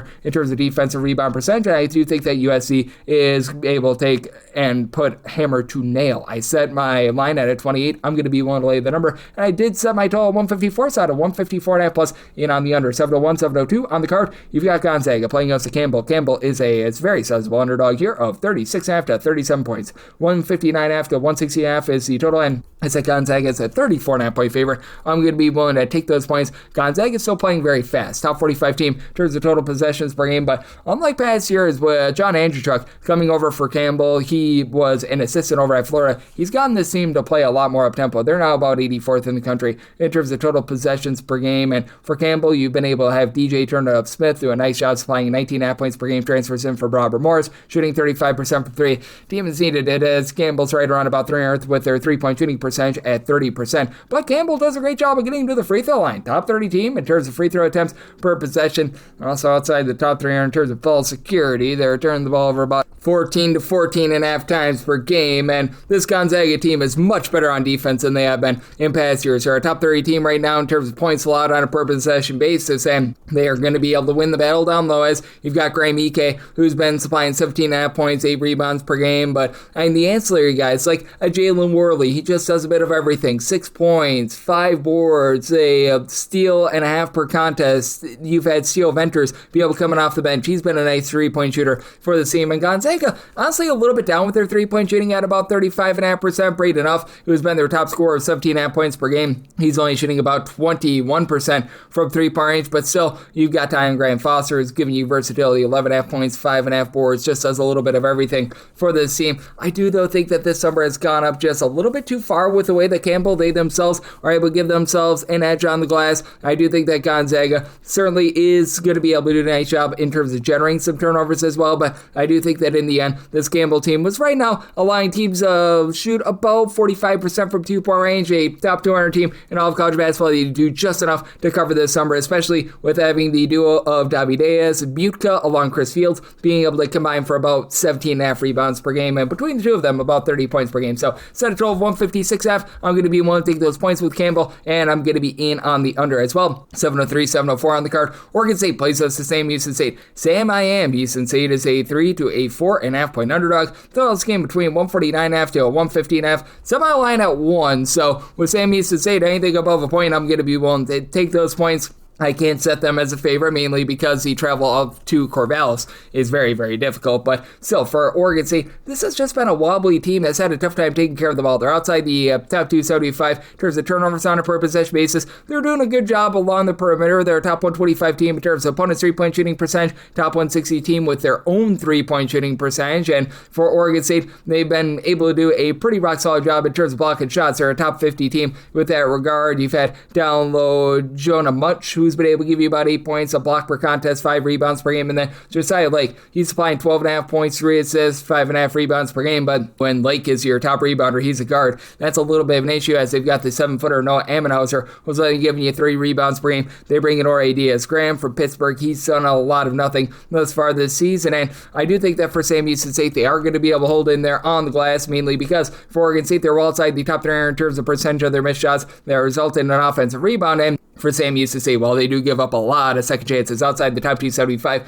with their defensive rebound percentage, top 50 team with generating second and third chances themselves, with Vakalo Elich along with Cachet Knott, who have been able to combine for 6 offensive rebounds per game. If you're looking at total rebounds, more like 13 between the two of them. The backcourt has taken a bit of a drop-off from a season ago, with no longer having Damian Wilkerson be able to pop it from 3, but Pope Boy King, who comes over from the MEAC, 10.5 points, he's been able to shoot about 36% for 3. Isaiah Manning, the transfer from TCU, 4 boards, an assist and a half, 11 points per game. So it's been a whole greater than some of his parts effort. You've got 8 different guys that give you at least 7.9 points per game, with nobody above 11.4 points per game. It's a Sam Houston State team that typically they play with a little bit of pace. They're not necessarily gunning it, but still about 52nd in the country in terms of total possessions per game. Oregon State is very much a slug. Oregon State, they are outside the top 275 in terms of total possessions per game. So I do think that this is going to be a little bit more of a controlled effort, especially with Sam Houston State being outside the top 175 in terms of ball security. So made a total of 147. I like the under. And with Sam Houston State, anything above a point, won't take those points. 705, 706 on the card. Eastern Washington is going to be playing against Washington State. This is from Spokane Arena, so neutral court game in which Washington State is a 7 to a 7.5 point favorite.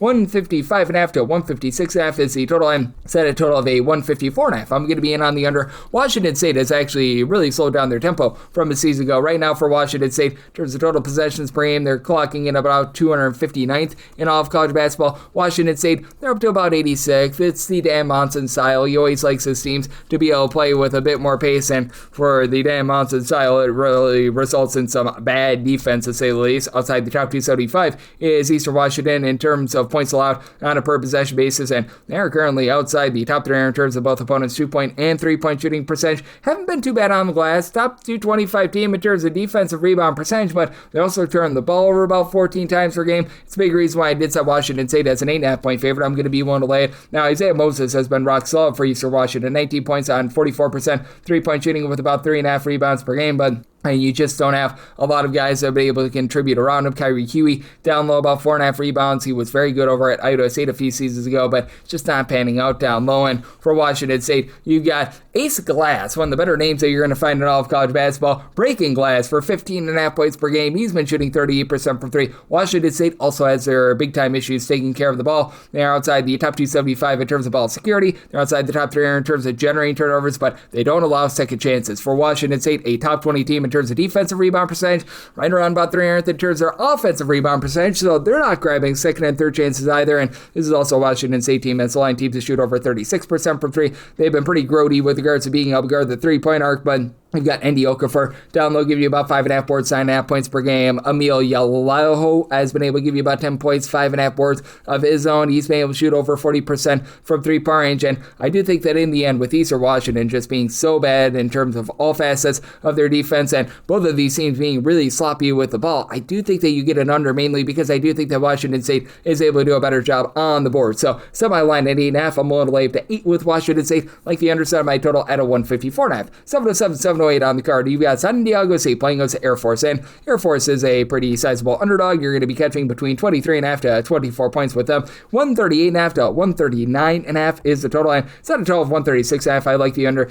Air Force is actually playing a little bit faster than they did a season ago. Not by much, though. About 292nd in the country in terms of total possessions per game, and San Diego State is actually 63rd in the country in terms of total possessions per game. We see this out of San Diego State almost every year. They play much faster in non-conference play in that first month and a half of the season, and then they realize, oh, we probably shouldn't push as much tempo, and then they slow it down. And for Air Force, you do have a quartet of different guys give you over 10 points per game. Eli Robinson, Lucas Hoblin, along with Caleb Walker and Cam Sanders. Between Walker, Sanders, and Robinson, you've actually been able to get about 15 rebounds per game as well. Typically, Air Force gets just completely dump trucked on the glass, and they're not doing anything to give themselves second and third chances outside the top 330 in terms of defensive rebound percentage, but they've been a little bit better here. For Air Force, they're also down with their three-point shooting. They're down to about 31.5% from the outside, and with the San Diego State team, they are a top 50 team in terms of turnovers forced on a per possession basis. San Diego State has dealt with a few injuries, but now they've got pretty much a full cast of guys out there with Magoon Gwath, the true 7-footer, giving 9.5 points, a block and a half, shooting over 40% from three. BJ turned it up Davis right now is shooting 50% from three, and San Diego State as a whole shoots 40.5% from the outside. I do think that there's going to be a little bit of a negative regression there. And for San Diego State, they have been outside the top 275 in terms of defensive rebound percentage. They are allowing teams as well to shoot about 35.5% from three. I think that San Diego State gets back to their roots. They tighten up on defense, and San Diego State has been a little bit sloppy with the ball themselves, outside the top 275 in terms of ball security, even though you've got Reese Sixon Waters back, and he's been able to give you about 12.5 points per game. I do think that Air Force does enough to be able to hold in this game. Set my line more at a 20.5, so we'll take those points with Air Force and the under. 709, 710 on the card. San Francisco is going to be playing against Loyola Chicago. This is going to be from the Chase Center, and with the Downs, they are 12.5 to a 13-point favorite. 142.5 to 143.5 is the total, and I said a total of a 140.5. I like the under. Loyola Chicago is well outside the top 320 in terms of total possessions per game, and for San Francisco, they're about 284th in terms of total possessions per game, so two very low-tempo teams. And for Loyola Chicago, they honestly have some solid three-point shooting. They bring in DeWilk Tavares. He's done a nice job being able to give the team about 11 points per game. Last year was about a 40% three-point shooter over at Charleston. He's down to about 36% this season, but really the issue that you're having with this Loyola Chicago team is that they are absolutely losing the turnover battle. They're a bottom 5 team in terms of turnovers forced on a per possession basis, outside the top 230 in terms of their own ball security, and this team is outside the top 275 in terms of defensive rebound percentage as well. This has been just a very strange team, in which typically they do a great job of not allowing second and third chances, and they saw Miles Rubin, 2.5 blocks, 12 points, about 7 rebounds per game, but they just lost at home to Chicago State a few days ago by double figures, and now you've got a San Francisco team that, they're not necessarily the same defense that they've been in past seasons, but still a top 55 team in terms of opponents' two-point shooting percentage. For San Francisco, they're really not pressing the issue. They're outside the top 300 in terms of turnovers forced on a per possession basis, but for the Dons, they've done a nice job in terms of being able to win the rebound battle, top 125 team with that regard. They bring in David Fuchs. He and Mookie Cook have been able to combine for about 13 rebounds per game between the two of them, about 22.5 points per game, and Cook, who comes over from Oregon after being a top 50 recruit, is shooting over 40% from three. Ryan Beasley has been a little bit up and down with this offense, but still 14 points. He shoots in the mid-30s from three-point range. San Francisco has been outside the top 200 with regards to their own ball security as well, but they do a nice job guarding inside. Loyola Chicago just has been so rudderless with their offense, and I do think that with this San Francisco team having some pretty good depth, you've got Guillermo Diaz-Graham, a 7-footer who's been able to give you about 5 points, an assist and a half per contest. Junji Wong has been able to come in and give you about 7 points, a few boards as well. I do think that San Francisco at the Chase Center gets the job done. Set my line at 16.5. I'm going to be willing to lay that number, and in on the under, set my total at a 140.5. 7-11, 7-12 on the card. Same for place host to UT Arlington. UT Arlington is an underdog of a 11.5 to 12.5 points. 144 to 144.5 is the total. I do like the over. I set my total at a 148. Stanford is playing quite a bit more up-tempo than they did in season number 1 under the nerd ball regime of Kyle Smith. And for Stanford, as a matter of fact, in terms of total possessions per game, they're about 105th in all of college basketball. Arlington has become a little bit more of a mid-tempo team, as right now they're checking in about 269th, as a matter of fact, in terms of total possessions per game. They play a little bit more quickly away from home, but for Arlington, the big issue for them is the turnovers.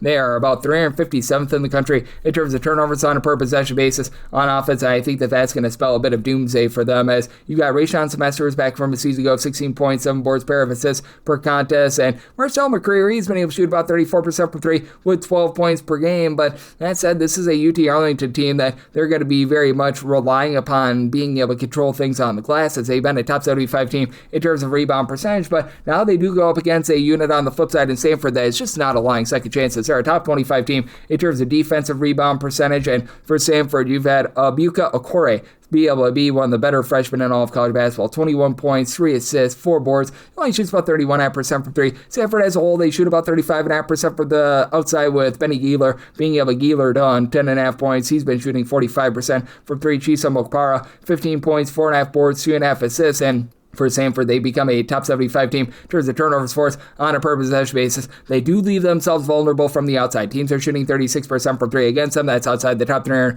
in all of college basketball. But with having Chisholm Okpara being able to give you quite a bit down low, he's been a great shot blocker in the past. And right now, Oscar Galetti has been able to give you a little bit over a block per game. I do think that Stanford going to do a nice job on the glass, generate those turnovers, and that'll lead to some nice buckets. And UT Arlington right now is the line teams that shoot 25% from 3-point range. I think that sees quite a bit of regression. So, in on the over, so I told 148, and I'm willing to lay it with Stanford 7-13, 7-14 on the card. Arizona State is on the road against UCLA, and UCLA does find themselves as a nice size favorite here of 9.5 points. So on this game, it is 146.5, and with UCLA, I did set them as a favorite of 8.5 points. So 9+, I'm going to be willing to take those points with Arizona State. For UCLA, just not quite the same defense that we've seen in the past. This is a UCLA unit that does have quite a bit of versatility with their 3-point shooting, but on the inside, they're only about 140th in all of college basketball in terms of their own 2-point shooting percentage. Arizona State actually has pretty much the same metrics with that regard, and for Arizona State, they're not necessarily the most physically imposing team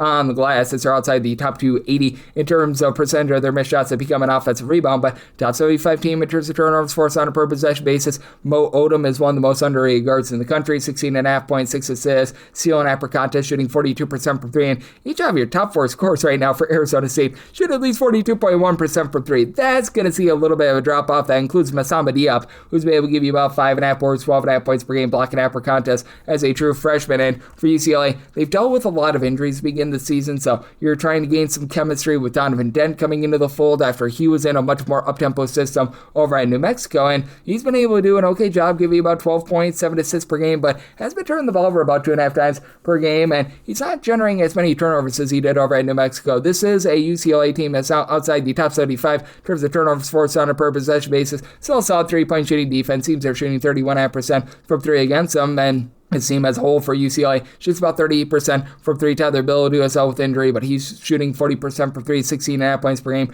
The Daily Show, Eric Daly as a wing, he's able to shoot over 41% from distance as well. But that said, when it comes to this UCLA team, I do think that they are going to have a few turnovers of their own against Arizona State. I think that Arizona State is going to do just enough on the glass to hold in there. So set my line at 8.5. I'm going to be willing to take those points with Arizona State. So my total at a 146.5 as well. I'm going to be waiting upon a little little bit of line movement there, 146 or less in on the over, 147 or higher the under. You've got a UCLA team that's typically slow and controlled, and Arizona State about a mid-tempo team, about 133rd in the country in terms of total possessions per game, while UCLA is 118. So 146 or less and on the over, 147 or higher the under, and I'm willing to take 9+ here with Arizona State. This is the last game on the normal Las Vegas betting board before we eat the extra games. 7:15, 7:16. Portland is on the road against Oregon, and Oregon is a favorite here of 17.5 to 18 points. So on this game, it is 155.5, and for Oregon, I set them as just a 15-point favorite. I'm going to be willing to take those points. Portland has actually done a very nice job in terms of generating for themselves second and third chances.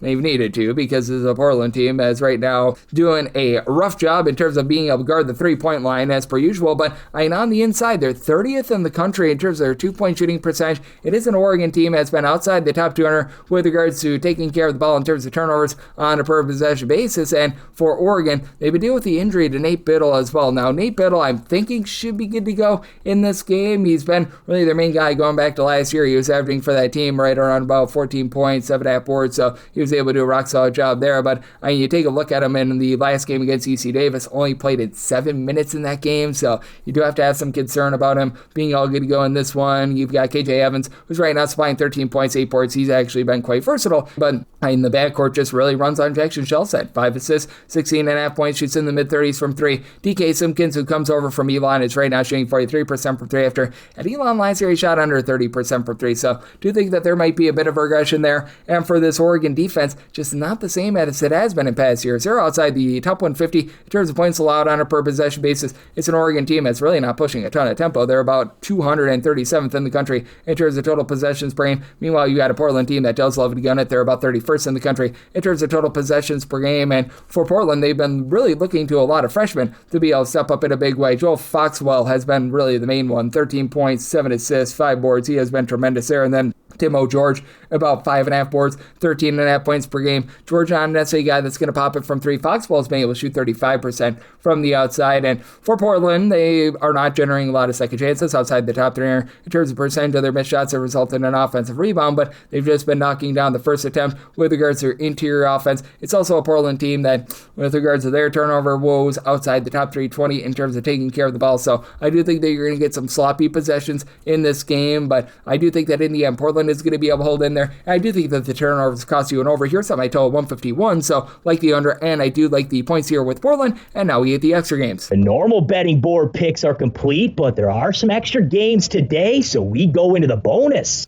306-569, 306-570. You've got New Hampshire playing us through Stone Hill, and Stone Hill is an underdog of 3.5 points with a total between 136.5 to a 137.5, and for New Hampshire, I did set them as a favorite of 5.5 points. So I am going to be willing to lay up to 5 with them. For New Hampshire, it has been a little bit of a wobbly sort of season for them, but at the very least, they're having all their main guys out there. As for Stone Hill, Will Batchelor has been out for quite some time, and this offense has really been in a rut without him. Batchelor was supplying about 10.5 points per game through the first 3 games of the season. Without him, this team has just fallen off a cliff. They're now outside the top 3 in terms of points scored on a per possession basis, and they're just getting bludgeoned on the turnover battle. Outside the top 315 in terms of protecting the ball, outside the top 340 in terms of turnovers generated on a per possession basis. So they've been a top 200 team in terms of both opponents' 2-point and 3-point shooting percentage. Meanwhile, for New Hampshire, not necessarily a team that's going to completely light you up from 3-point range at about 29.5%. That said, this team has been able to do a pretty solid job in terms of not allowing second and third chances. Top 150 team in terms of defensive rebound percentage, as you've got a trio of guys. Kajan Robinson, who's dealt with a little bit of injury, but he's back. Jack Graham and Bilal El-Shakiri, who've done a nice job combining for about 35.5 points per game. You've got David Pozier, who's been able to supply about 3 rebounds, 6 points per contest. He shoots about 32% from 3-point range. And John Squire, who's come over from Pepperdine, has been able to supply about 5.5 points, 5.5 rebounds. So New Hampshire does a relatively solid job on the inside, while New Hampshire is not a team that's going to dominate the turnover battle. They're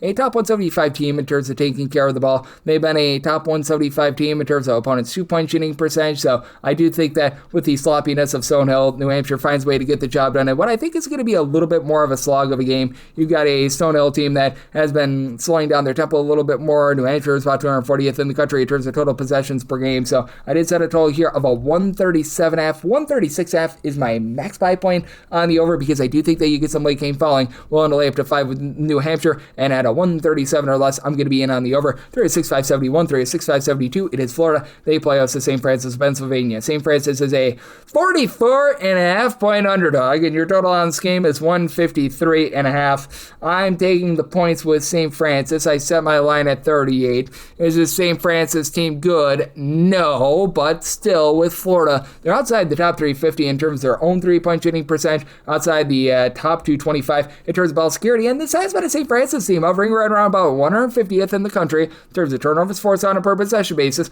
Now they're going to get absolutely dump trucked down the glass. You've got Ruben Chinyelu giving you 10.5 boards, 9.5 points per game. Alex Condon, 14 points, 9 rebounds per game. Thomas Hall, 7 boards, 18.5 points per game, but Thomas Haw is shooting 33.9% from 3. Urban Klavzar has shot 34% from 3. Lone 2 guys on the roster shooting above 30% from the outside. So I do think that that's going to be helping out quite a bit here. And I did set a total here of a 164 as well. I'm going to be in on the over, mainly because with St. Francis of Pennsylvania, you've got a team that is cranking up the tempo. Now, St. Francis say themselves outside the top 275 in terms of their ball security, but for St. Francis, they are about 68th in the country in terms of total possessions per game. And for St. Francis, they've been able to have Sky Wicks be able to do a great job in terms of stepping up for this team. Sky Wicks has been able to supply the team with over 14 points per game. He's been able to give you a little bit over 7 rebounds per game. I remember over at Incarnate Word a few seasons ago, he was really great there, and about 3 assists per game while shooting 40% from 3. Zion Russell, he comes over from Niagara, not shooting well from 3, but 11.5 points, 3 assists per contest. For St. Francis, this has been a unit that has been very much looking to drive the ball down low, but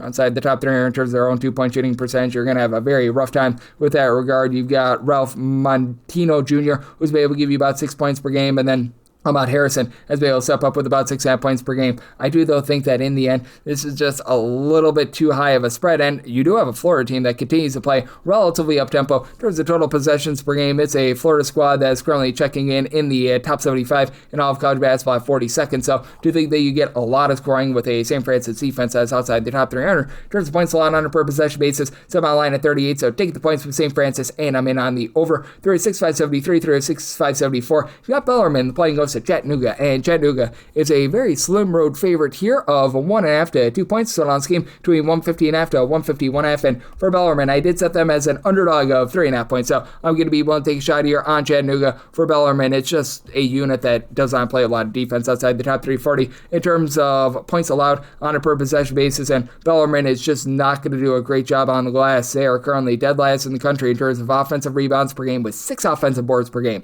Now, they do an amazing job with their free throw shooting over 80% of the free throw line, top 10 mark in all of college basketball, but they're outside the top 275 in terms of percentages of their possessions that end in a free throw. Jack Garzinski has been very good as a versatile 6'7" do-it-all player, 21 points, 5 boards. He shoots 37% from 3, and it's a Bellarmine team that they do shoot 35% from 3. That's above country average there, and they've been a top 100 team in terms of their own 2-point shooting percentage as well. You've got a Chattanooga team that all of a sudden is playing very slowly. They're outside the top 290 in terms of total possessions per game, with Jordan Frinson being the main scorer, 13.5 points, 4 assists. He's right now shooting 46.5% from 3, and Chattanooga is very much based around the 3-point shot. They are taking more 3s and 2s right now, and for this team, they're just not quite the same 3-point shooting team that they've been in the past. They bring in Teddy Washington, who was really nice over at Southeast Missouri State. Very versatile player that's able to give you 11 points, 4 boards, 2.5 assists, steal per contest, but not sure if he fits the system. He's always been a career of less than 32% 3-point shooter. Billy the Kid Smith, he actually comes in for Bellarmine, shoots 36% from 3, 10.5 points per contest, and Chattanooga, as per usual, doing a nice job protecting the ball, top 55 team, towards a few turnovers on a per possession basis,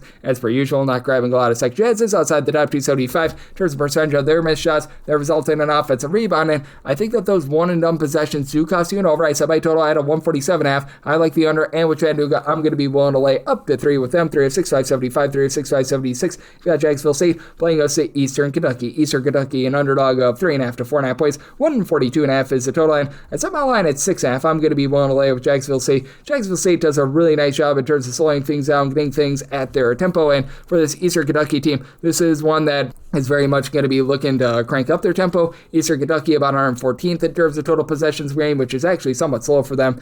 Jacksonville State is about 338th in the nation, and for Eastern Kentucky, to their credit, top 75 team in terms of turnovers forced on a per possession basis. Jacksonville State, they are a team that they don't force any turnovers whatsoever, currently outside the top 255 with that regard, but they're a top 150 team in terms of protecting the ball, and Jacksonville State not allowing anything easy. A top 50 team in terms of both opponents' 2-point and 3-point shooting percentage, with Mustafa El Montequil, who comes over from Louisiana, supplying 19 points, 7.5 boards, only shooting about 32% from 3. Jacksonville State as a collective, they shoot 33% from 3, but AC Bryant and Jamar Franklin in the backcourt are combining for about 21 points per game on 35% 3-point shooting. Bryant has been able to actually give you a steal and a half per game as well, and it's a whole square and then some of its parts collective for Jacksonville State on the glass. They continue to be a top 75 team with regards to rebound percentage, and you're just not going to be able to get that on the flip side for a Eastern Kentucky team that they do a nice job in terms of giving themselves second chances, but they give up a lot of second and third chances on the class as well. So you've had a guy in Montavious Myrick be able to supply 10 points, 7.5 rebounds per game, but he's been missing for a few games due to ailment, and he should be good to go in this one, but he hasn't been quite himself recently. 10 points or fewer in each of the last 5 games that he has played in. You've had Austin Ball and Juan Cranford in the backcourt combined for about 24.5 points per game. And Cranford up to shooting 36% from 3, but Turner Buttery, who's a career about 36% 3-point shooter, less than 30% this year. That's been a little bit of an issue for the squad. It's a Eastern Kentucky team that has been protecting the ball a little bit better this year. They're inside the top 3 in terms of fewest turnovers on a per possession basis, but as per usual, this team is just getting absolutely lambasted for 3. They're back outside the top 300 in terms of opponents' 3-point shooting percentage, and I do think that there's going to be a little bit of sloppiness, but I do think that Jacksonville State is going to be able to control the glass, get this game played at their tenor, and that allows them to control this one. I set my line at 6.5. I'm going to be willing to lay it with Jacksonville State, and I'm in on the under. I set my total at a 140.5, 36.577, 36.578. East Carolina plays host to Presbyterian. Presbyterian, an underdog of 2.5 points with a total of 129.5. Set my total of 132.5. I do like the over. Do recognize that Presbyterian is right now dead last in the country in terms of total possessions per game, but you also have an East Carolina team that is not guarding the arc to save their lives. And East Carolina, they too are quite a bit of a slow and controlled team. East Carolina currently outside the top 230 in terms of total possessions per game, but that's it for East Carolina. I do think that they have a chance to be able to do a nice job on the glass. I did set East Carolina here as a 2.5 point favorite, so being able to get like a 2, I'd be willing to lay it at 3+. That does become my buy point on Presbyterian, so I'm going to be looking at a little bit of late night line movement because right now I'm mostly seeing 2.5, but that's it for East Carolina. This has been a top 75 team in terms of their overall rebound percentage, with Jordan Riley being really the main do-it-all guy for this team. He's been supplying the team with darn near 20 points per game. He bailed them out a few nights ago in that game against Buffalo, 5.5 rebounds per game, but it's also an East Carolina team that, for being such a bad 3-point shooting team, they shoot 25.5% from 3. They're also outside the top 300 in terms of their own 2-point shooting percentage, so that's not necessarily a great combination while they allow opponents to shoot 35.5% from 3-point range, but again, those rebounds, being a top 80 team in terms of rebound percentages big, they haven't turned the ball over about 13.5 times per game, but they do face off against a Presbyterian unit that it's not really going to be forcing the issue in terms of generating turnovers. They're outside the top 250 in terms of turnovers forced on a per possession basis. For Presbyterian, they're quite a bit more built on the inside as well, so they've got a really nice rebounder that was out for much of last year in Jonah Pierce, who's made us supply 14.5 points, 9 boards, blocked per contest, and then his understudy from a season ago, Jalen Peterson. He's worked his way into just sort of a Twin Towers number 2 sort of tower with about 7 boards, 7 points per game. Both of these guys are not really going to pop it from 3. Carl Parrish is your main guy, shooting about 40% from 3, 13.5 points per game, but it is a Presbyterian team that they just don't take a lot of threes in general because they are built a little bit more on the inside. They too have been outside the top 240 in terms of opponents' 3-point shooting percentage, so I do think that this is going to be a game where both of these teams, who have been really rough with regards to their 3-point shooting, they find it a little bit more in this game. Now, Presbyterian, a top 100 team in terms of opponents' 2-point shooting percentage, but they are also a team that has been able to do an okay job with having Iverson King gave you about 5.5 points off the bench. You've had Tristan Wilson be able to supply 7.5 points per contest, but I do think that them being outside the top 275 in terms of ball security going to be a little bit costly, and I do think that this game is close enough for late game filling. So at a 2 or less, willing to lay with East Carolina, 3 or more, take the points with Presbyterian, made my total a 132.5, so I like the over. 36.579, 36.580. Florida A&M is going to be playing us to Jacksonville. Jacksonville is a road favorite here of 1.5 points, so on this game, it is 1 142.5, and with Jacksonville, I did set them as a favorite of 4 points. I'm going to be willing to take Jacksonville, laying this very small number for Floria A&M, just way too sloppy with the ball. Bottom 5 team in the country in terms of turnovers on a per possession basis on offense. Meanwhile, you've got a Jacksonville team that they are not the same rebounding team that they've been in the past. And under Jordan Mincy, typically when this team is rock solid, it is because they've got dominant rebounders, but they are still a top 125 team in terms of percentage of their missed shots that do become an offensive rebound, despite the fact that their top rebounder right now is Donovan Rivers, 5 rebounds, 7.5 points per game. One guy on the roster with over 4 rebounds per game, but Chris Arias, Jalen Jones in the backcourt, they've been combining for just under 21 points per game, and both shoot about 39% from 3-point range. Jones has been able to give you a steal and a half per game, and for Jacksonville, ball security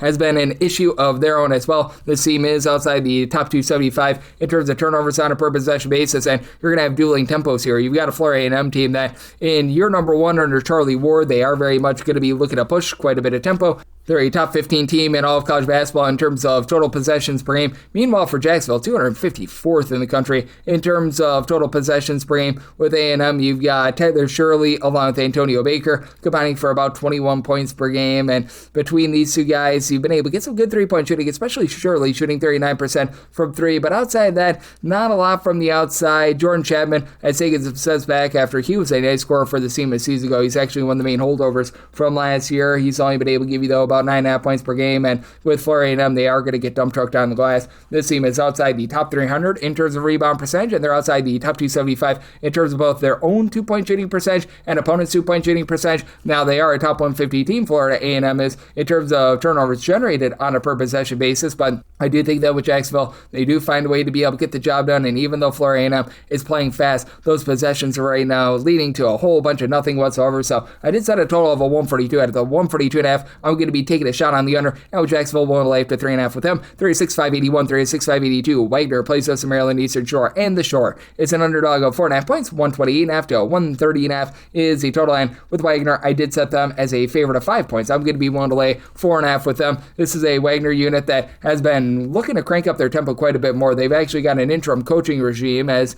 I don't know what is happening with the Donald Copeland situation, but Copeland is currently not the coach of this team. But that's it. With Wagner, you've been able to get some good production out of Nick Jones, who's come on and has been able to give the team about 16.5 points per game. Now, typically, this is a team that does a great job on the glass, but they are right now outside the top 300 in terms of defensive rebound percentage. That's a little bit of an issue, but Jones shoots about 43% for 3, and Wagner as a whole shooting 36.5% from the outside. Wagner traditionally well outside the top 300 in terms of total possessions per game. They're actually up to 121st in terms of total possessions per game. Now, with Maryland Eastern Shore, this has been a very intriguing unit, to say the least, as they're still a very slow and very controlled team, as Maryland Eastern Shore is well outside the top 300 in terms of total possessions per game. As a matter of fact, 339th. And for Maryland Eastern Shore, they've actually been a top 235 team in terms of points allowed on a per possession basis. They're dead last in the country in terms of their own ball security, though, as they are turning the ball over 15 times per game, but they've been able to have a main guy be able to step up in Joseph Lusardo, who's been able to supply about 11.5 points per game. He's give you 4 rebounds, and is shooting 45.5% for 3. Team as a whole, though, they shoot 28.7% from the outside for this Maryland Eastern Shore team. They've also been able to do a relatively okay job on the glass. They're a top 235 team with regards to rebound percentage. Zion Oblana has been able to give you about 8 points, 4.5 rebounds per game. They don't have a single guy that gives you over 4.5 rebounds per game, but then again, for Wagner, you just don't necessarily have those main rebounders like you've had in the past. You've been able to get about 7.7 boards out of a main returner in Xavier Pinch, but he's the lone guy on the roster that gives you over 5 rebounds per game. But I do think that the overall turnovers in this game are going to be very, very prevalent, as Wagner is also outside the top 350 in terms of their own ball security. But I do think that with Wagner holding teams to not being able to shoot it well from 2, they're a top 125 team in terms of opponents' 2-point shooting percentage. That's going to be just enough to get the job done here. I did set my total at a 129, so at the 130.5, I'm in on the under, and I'm willing to lay up to 4.5 with Wagner. 306.583, 306.584. You've got Albany, and they're going to be on the road against Stony Brook, and Stony Brook is a favorite of 10.5 points. So on this game is 146.5 to 147.5. I did set Albany as an 8.5 point underdog, so I'm going to be willing to take the points with Albany. It's been a bit of a rough team, to say the least, especially on the turnover front, but I do think that with the Stony Brook team, you just still don't necessarily have the rebounding that you're looking for. They haven't been a great team inside, and this is an Albany team that has been a top 200 team in terms of percentage of their missed shots that do result in an offensive rebound. Down low, you've got Kuchu Okeke along Zach Matalu, who have been able to come combined for about 19 points per game and a little bit over 10 rebounds between the two of them. And then Amir Lindsay has been a nice go-to scorer, 4.5 assists, 15 points per game, and he's been able to shoot about 35.5% from three-point range. Now, for Albany, they do check in outside the top 275 in terms of points allowed on a per-possession basis, and much of it has been due to their own interior play. They're outside the top 250 in terms of opponents' two-point shooting percentage. And for Stony Brook, they did a nice job in the offseason being able to revamp that backcourt that was just not very good from 8 seasons ago. And this is a Stony Brook team that likes to play slow and controlled, about 275th of the country in terms of total possessions per game. Albany a little bit more mid-tempo, but for Rob Brown, comes over from Nichols, 11 points, about an assist and half per contest, shooting 34.9% from three. And Eric Bryant, 18.5 points, only a 30% three-point shooter. But as a whole, this Stony Brook team does shoot about 36% from three, just not a lot down low. Right now, Richard Goods, who comes over from Hampton, he's been able to give you about 2.5 assists, 6 boards, and 8 points per game. He's a lone guy on the roster that's giving you over 4.5 rebounds per game, and for Stony Brook, they've done a nice job in terms of running teams off the three-point line, and their two-point shooting defense has been great. They've been a top 75 team with regards to opponents' two-point shooting percentage, outside the top 275 with their own two-point shooting percentage. So I do think that you get a little bit more of a slog of a game, especially with Stony Brook not pushing a lot of tempo. I set my total at a 140.5. I'm in on the under, and with this Albany team, I'm going to be willing to take the points, set them as an 8.5-point dog. 306-585, 306-586, Cincinnati. And yes, we're on to Cincinnati. They play us to Alabama State. Alabama State, an underdog of 21.5 points, 143.5 is the total, and I actually set a total of a 144.5. I'm in on the over. I don't know why Cincinnati's a top 75 team in terms of total possessions per game. They don't have the personnel to really be playing that fast, but they are. In Alabama State, they're not a slow guy. They're about 139th in the country in terms of total possessions per game, and with Cincinnati, they've actually been a superb defense. They are 9th in the country in terms of points allowed on a per possession basis, outside the top 260 in terms of points per possession, and they're outside the top 280 in terms of ball security. They're turning the ball over 13.5 times per game. And then you've got an Alabama State team that has been a top 150 team in terms of generating turnovers. I like what Micah Simpson and Ajon Anderson have been able to do in the backcourt. These two guys are combining for about 34.5 points per game. And Simpson, he shoots 39% from three-point range. Between the two of them, about 7.5 assists per game. Now, between the two of them, a little bit over 6 turnovers per game, too. But, I mean, this is an Alabama State team that's not going to get completely dump trucked on the glass. You've got a team that's been a top 200 team in terms of percentage of their missed shots that result in an offensive rebound. This despite the fact that one of their main returners, just Stephen Walker, has been unable to get out there on the floor. But you've got Jacorius Stanback, who's been able to give you about 5 rebounds per game. Cam Polisi, the transfer that comes over from Canisius, about 6.5 rebounds per game as well. And then for Cincinnati, this is a unit that is getting a little bit healthier as they dealt with a injury to Baba Miller. He's back out there with 13.5 points, 10.5 rebounds per game. Day Thomas has been one of the few guys to be able to make a shot for this team, shooting 46% from three with 13.5 points per game. Team as a whole still only shoots about 31.5% from the outside. Then Mustafa Team, he's been able to give you a pair of blocks at about 10 points per game. Kirk Risa has been the main point guard with about 4.5 assists per game, but he's headlining a team that, again, is turning the ball over more than 14 times per game. I do, though, think that you get just enough possessions for the over. I set my total 144.5, but with Cincinnati, I could only set them as 14.5 point favor, taking those points with Alabama State. 306-587, 306-588. You've got Wake Forest playing us at Longwood, and the Lancers of Longwood are a very sizable underdog here of 26.5 points, 157.5 to 158.5 is the total. And with Wake Forest, I did set them as a favorite of 24.5 points. I'm going to be willing to take the points with Longwood. Now, for the Lancer, it has been a less than tremendous season for them. When you lose at home to Maryland Eastern Shore, you know that things are not going great, but I do think that they're going to be able to do a solid job of finding a way to the free throw line. They've been a top 30 team in terms of percentage of their possessions that end in a free throw. They just have not been able to bomb it from three all season long. This team is outside the top 330 with a 28% three-point shooting percentage, outside the top 300 in terms of ball security, but also a top 40 team in terms of generating turnovers as well. Now, they go up against Wake Forest team that is also a top 40 team in terms of turnovers forced on a per possession basis. So, I do think that there's going to be a lot of sloppiness in this game. That's why I'm in on the under semi-total 154.5. You do have, though, Jacoy Hutchinson comes over from George Washington, 13 points, 3 assists. He's not shooting well from three, but Jonah Nazemi, he's been able to shoot about 37.5% from three, 12.5 points per contest. You've got Emmanuel Richards supplying about 9 points per game. This Longwood team does not have a single guy that gives you over 5 rebounds per game, but they're still doing a very solid job on the glass. They've been a top 80 team in terms of defensive rebound percentage. Wake Forest should be able to win this battle down low, though, with having Trayvon Spillers doing a solid job with about 13.5 points, 5.5 boards per game, and then Juke Harris has been Mr. versatile. 20 points, 6.5 rebounds, steal and a half. He shoots about 38.5% from three. Wake Forest much better with their three-point shooting than a season ago at 35.5%. And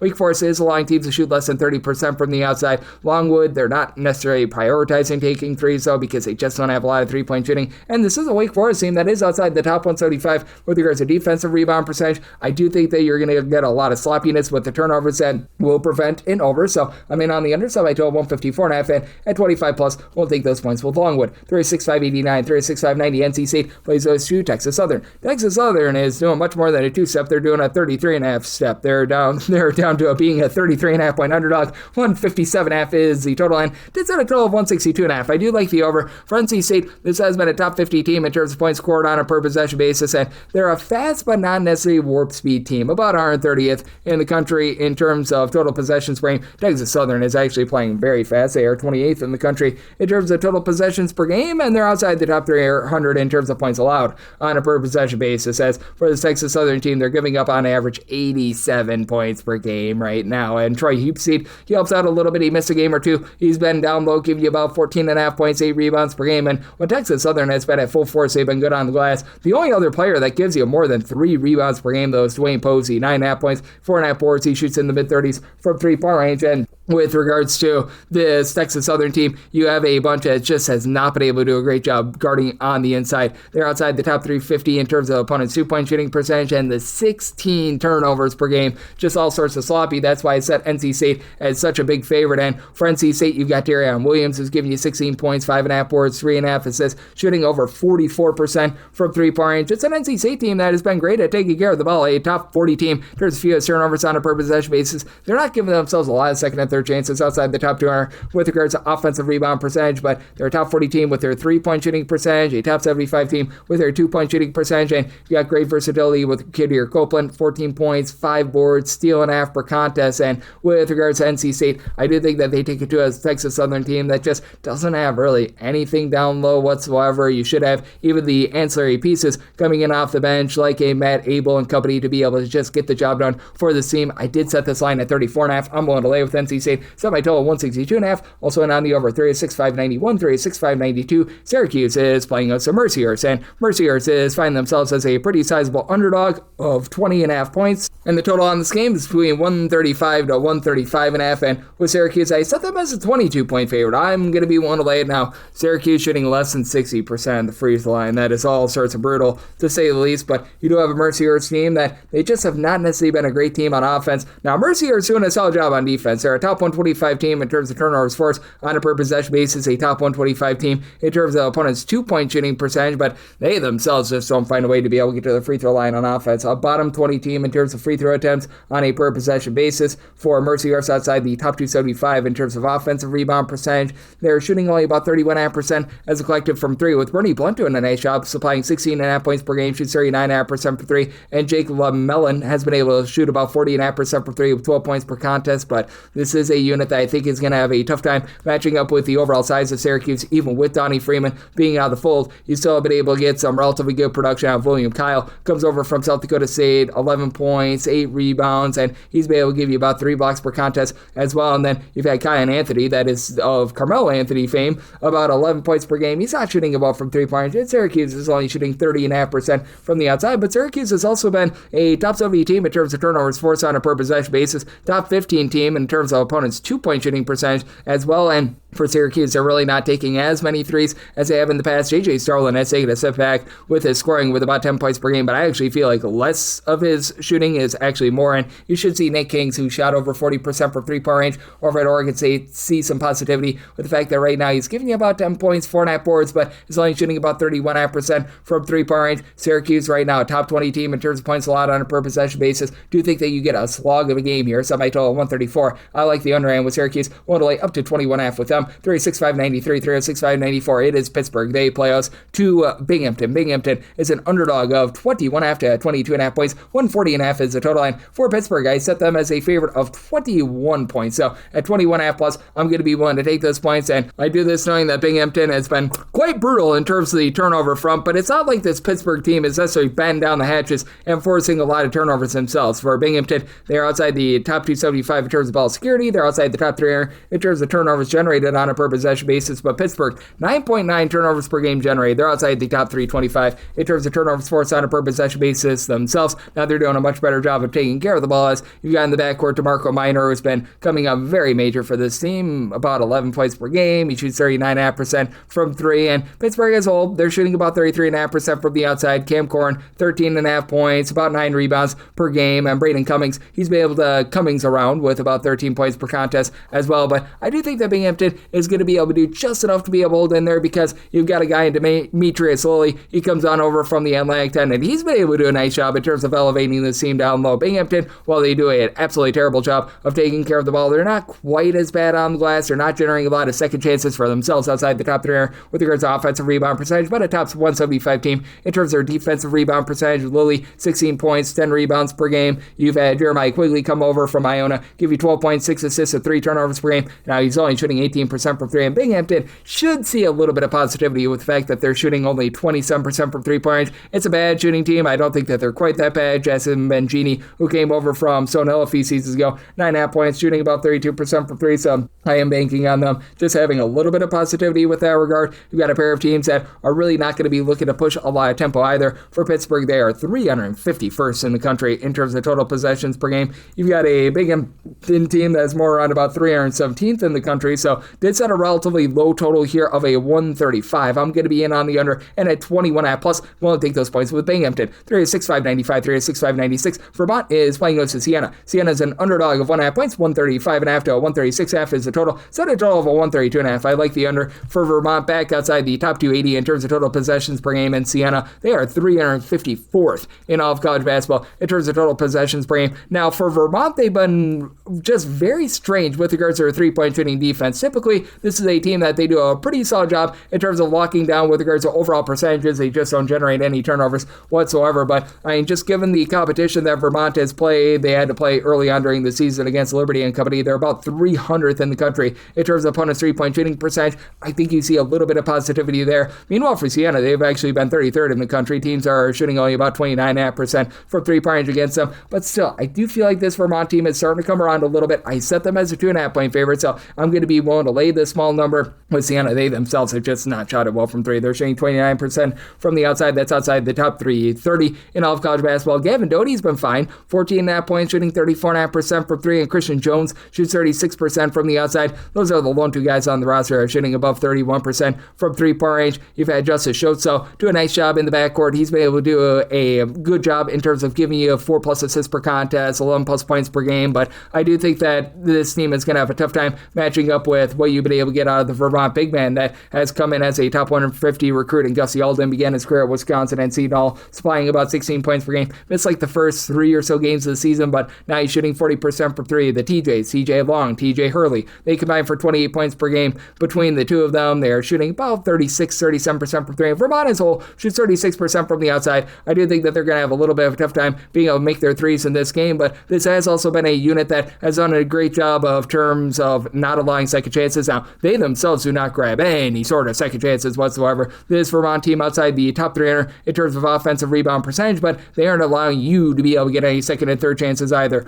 With Vermont, they are currently 14th in the country in terms of defensive rebound percentage. This is a Siena unit that they themselves have been pretty good on the glass. Teams are only grabbing about 25.5% of their misses as an offensive rebound, so a lot of one and done possessions, a lot of slow play, semi-total 132.5. I'm in on the under, and with Vermont, I'm willing to lay up to deuce with them. 3-6-5-97, 3-6-5-98. You've got Nichols. They play us to Houston Christian. Houston Christian, an underdog of 3.5 points, 142.5 to 143.5 is the total, and for Nichols, I set them as a 3.5 point favorite. I'm going to be willing to lay up to 3 with them. It's a Nichols unit that has been rough with their offense. They're outside the top 275 in terms of points scored on a per possession basis, and to the credit of Houston Christian, they're up to the top 175 with this regard, but one thing that Nichols is doing is they are generating turnovers. They're a top 75 team in terms of turnovers forced on a per possession basis, and as the season has went along, they've been getting better and better with their offense. I'm not saying that they're amazing by any stretch of the imagination, and their numbers are a little bit warped by scoring 117 points on College of Biblical Studies, but that said, against D1 competition, they have been able to get to the 70-point plateau, and now each of their last 4 games, games, albeit some of these were up-tempo teams, but Trey English, about 12.5 points, 3.5 assists per game, has never really been a great three-point shooter, but he's got guys around him that are popping it from three. Sincere Malone, the Eastern Illinois transfer, 37% three-point shooter with 11 points per game.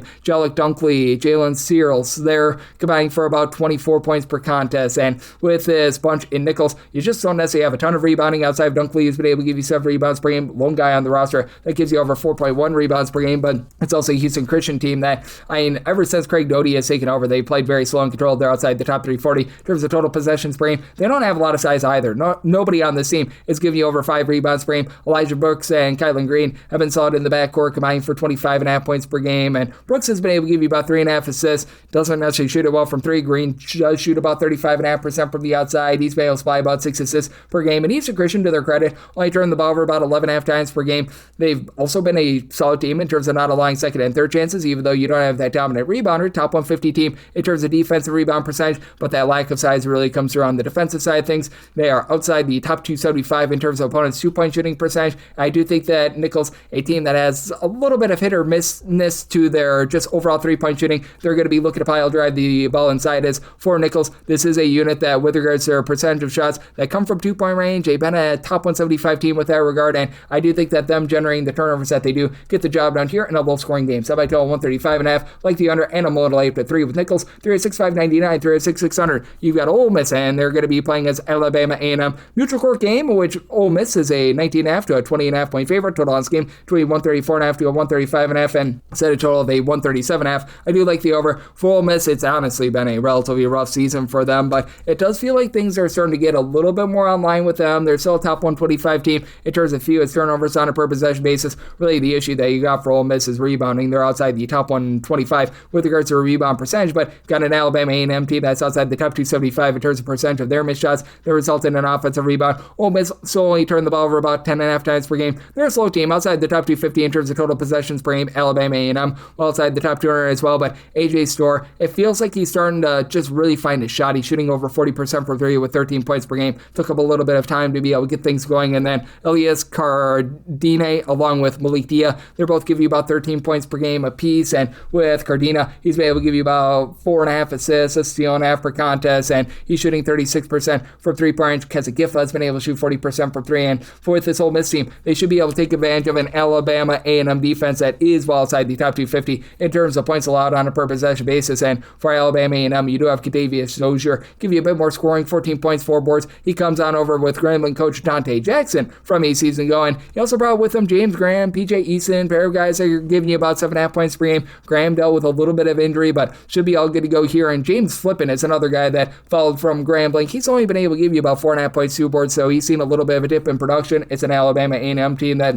has been a bit suspect with their outside shooting. They're shooting about 32% from 3. They have been a top 175 team in terms of guarding their arc, but this has been a unit as well that has been beating up on a lot of non-D1 teams to be able to warp their numbers a little bit, and I do think that Ole Miss is able to get the job done in what I think is going to be a low possession game. Semi-total at a 137.5. I think that the overall execution of Ole Miss just enough for and over, so like the over, and I'm willing to lay with Ole Miss. 306.601, 306.602. St. Louis plays us to Bethune-Cookman. Bethune-Cookman is an underdog of 23.5 points. 153.5 to 154 is the total. I said St. Louis as a 22-point favorite. I'm going to be willing to take the points with Bethune-Cookman. For St. Louis, this is a team that is going to be looking to push quite a bit of tempo, and for Bethune-Cookman, they've honestly been a little bit of a slower team this season. Cookman is hovering in that neighborhood about 200th in the country in terms of total possessions per game, so I do think that things are going to be relatively controlled here, and for St. Louis, this team has been very much looking to push quite a bit of tempo. They were unable to last season. Now they're back up to 37th in terms of total possessions per game, and the real surprise with St. Louis is that Robbie Avila honestly has not really been the main guy for this team. They've had him in a little bit more of an ancillary role.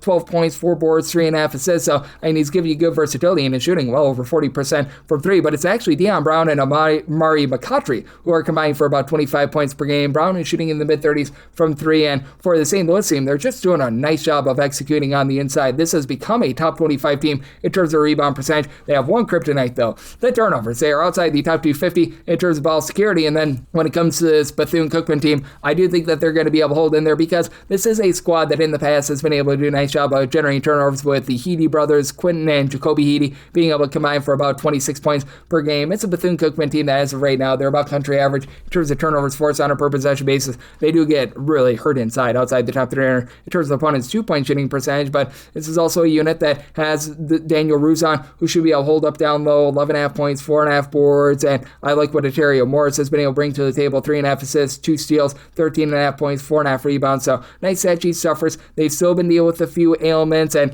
just ineligibility of Dr. Bradley right now. That's been a little bit of an issue for them, but I mean, we've already seen them take Auburn to overtime on the road. This is a Bethune-Cookman team that has been a top 150 team in terms of taking care of the ball. Now they only shoot about 66% free throw line, but it's a St. Louis team that really doesn't put you on the free throw line too much. And for Bethune-Cookman, they've been about country average with regards to 3-point shooting defense, and they shoot about 36% from three. I think that they do just enough to be able to hold in this game, so I'm willing to take the points on my line at 22 and set a total of a 154. So at the 153.5, that's my max buy point on the over end. Wrap things up with 306-603, 306-604. Stone Cold Stephen F. Austin. They play off to Texas A&M Corpus Christi. Corpus Christi, an underdog of 7.5 points, 137.5 is the total line. Set my line at a 139.5 with regards to the total, so I'm going to be in on this total over. You've got a Stephen F. Austin team that has underwent a little bit of a makeover, typically a team that has done an amazing job of generating turnovers, but not so great on the glass. Now Stephen F. Austin has become a top 175 team with regards to their rebound percentage, but they're outside the top 100 in terms of generating turnovers. They're about 218th in terms of possessions per game, so not really a fast team, not necessarily a slow team, and down low, they've been able to get some really good production out of Jared Colono. Comes over from Northwestern State, 4 blocks, 8 boards, 5.5 points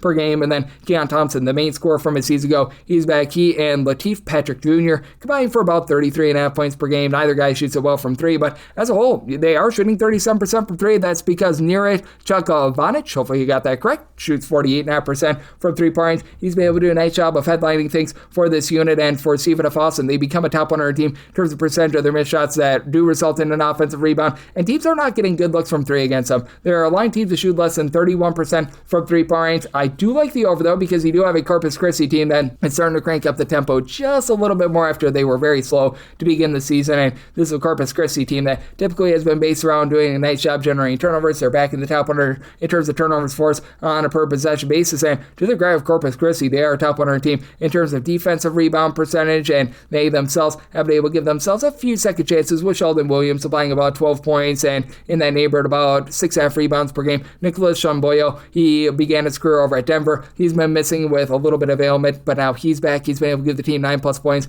in 4 of their last 5 games, but it looked like he got re-injured in their previous game, so that's something that you do want to monitor, and even if he does play, he might not be 100%. That's a big reason why I did set Stephen F. Austin as a 9.5 point favorite. I'm going to be willing to lay it, and then you've had Daniel Michaelini Jackson be able to supply about 9 points per game. He's out with a little bit of injury as well, but should be all good to go in this game. He's coming off of a nice 22-point performance, and then D.A. Houston, he's been with the program for a little bit of time. He's also dealt with injuries, but about 4 assists per game. I do think that for this Corpus Christi team that has been outside the top 250 in terms of ball security, they actually get more clean possessions than expected, but I do think that with Corpus Christi being outside the top 125 in terms of opponents' 2-point shooting percentage, Stone Cold Stephen F. Austin drives the ball inside, and they get a lot of second chances as well. So by total 139.5, I like the over, and I'm going to be willing to lay it with Stephen F. Austin, and that'll wrap things up for the Wednesday edition of Coast to Coast Hoops, now part of the VSIN family of podcasts. If you do like what you're hearing from this fine podcast, Coast to Coast Hoops, you're able to subscribe wherever your podcast, Apple Podcasts, Google Play, Spotify, Stitcher, and TuneIn.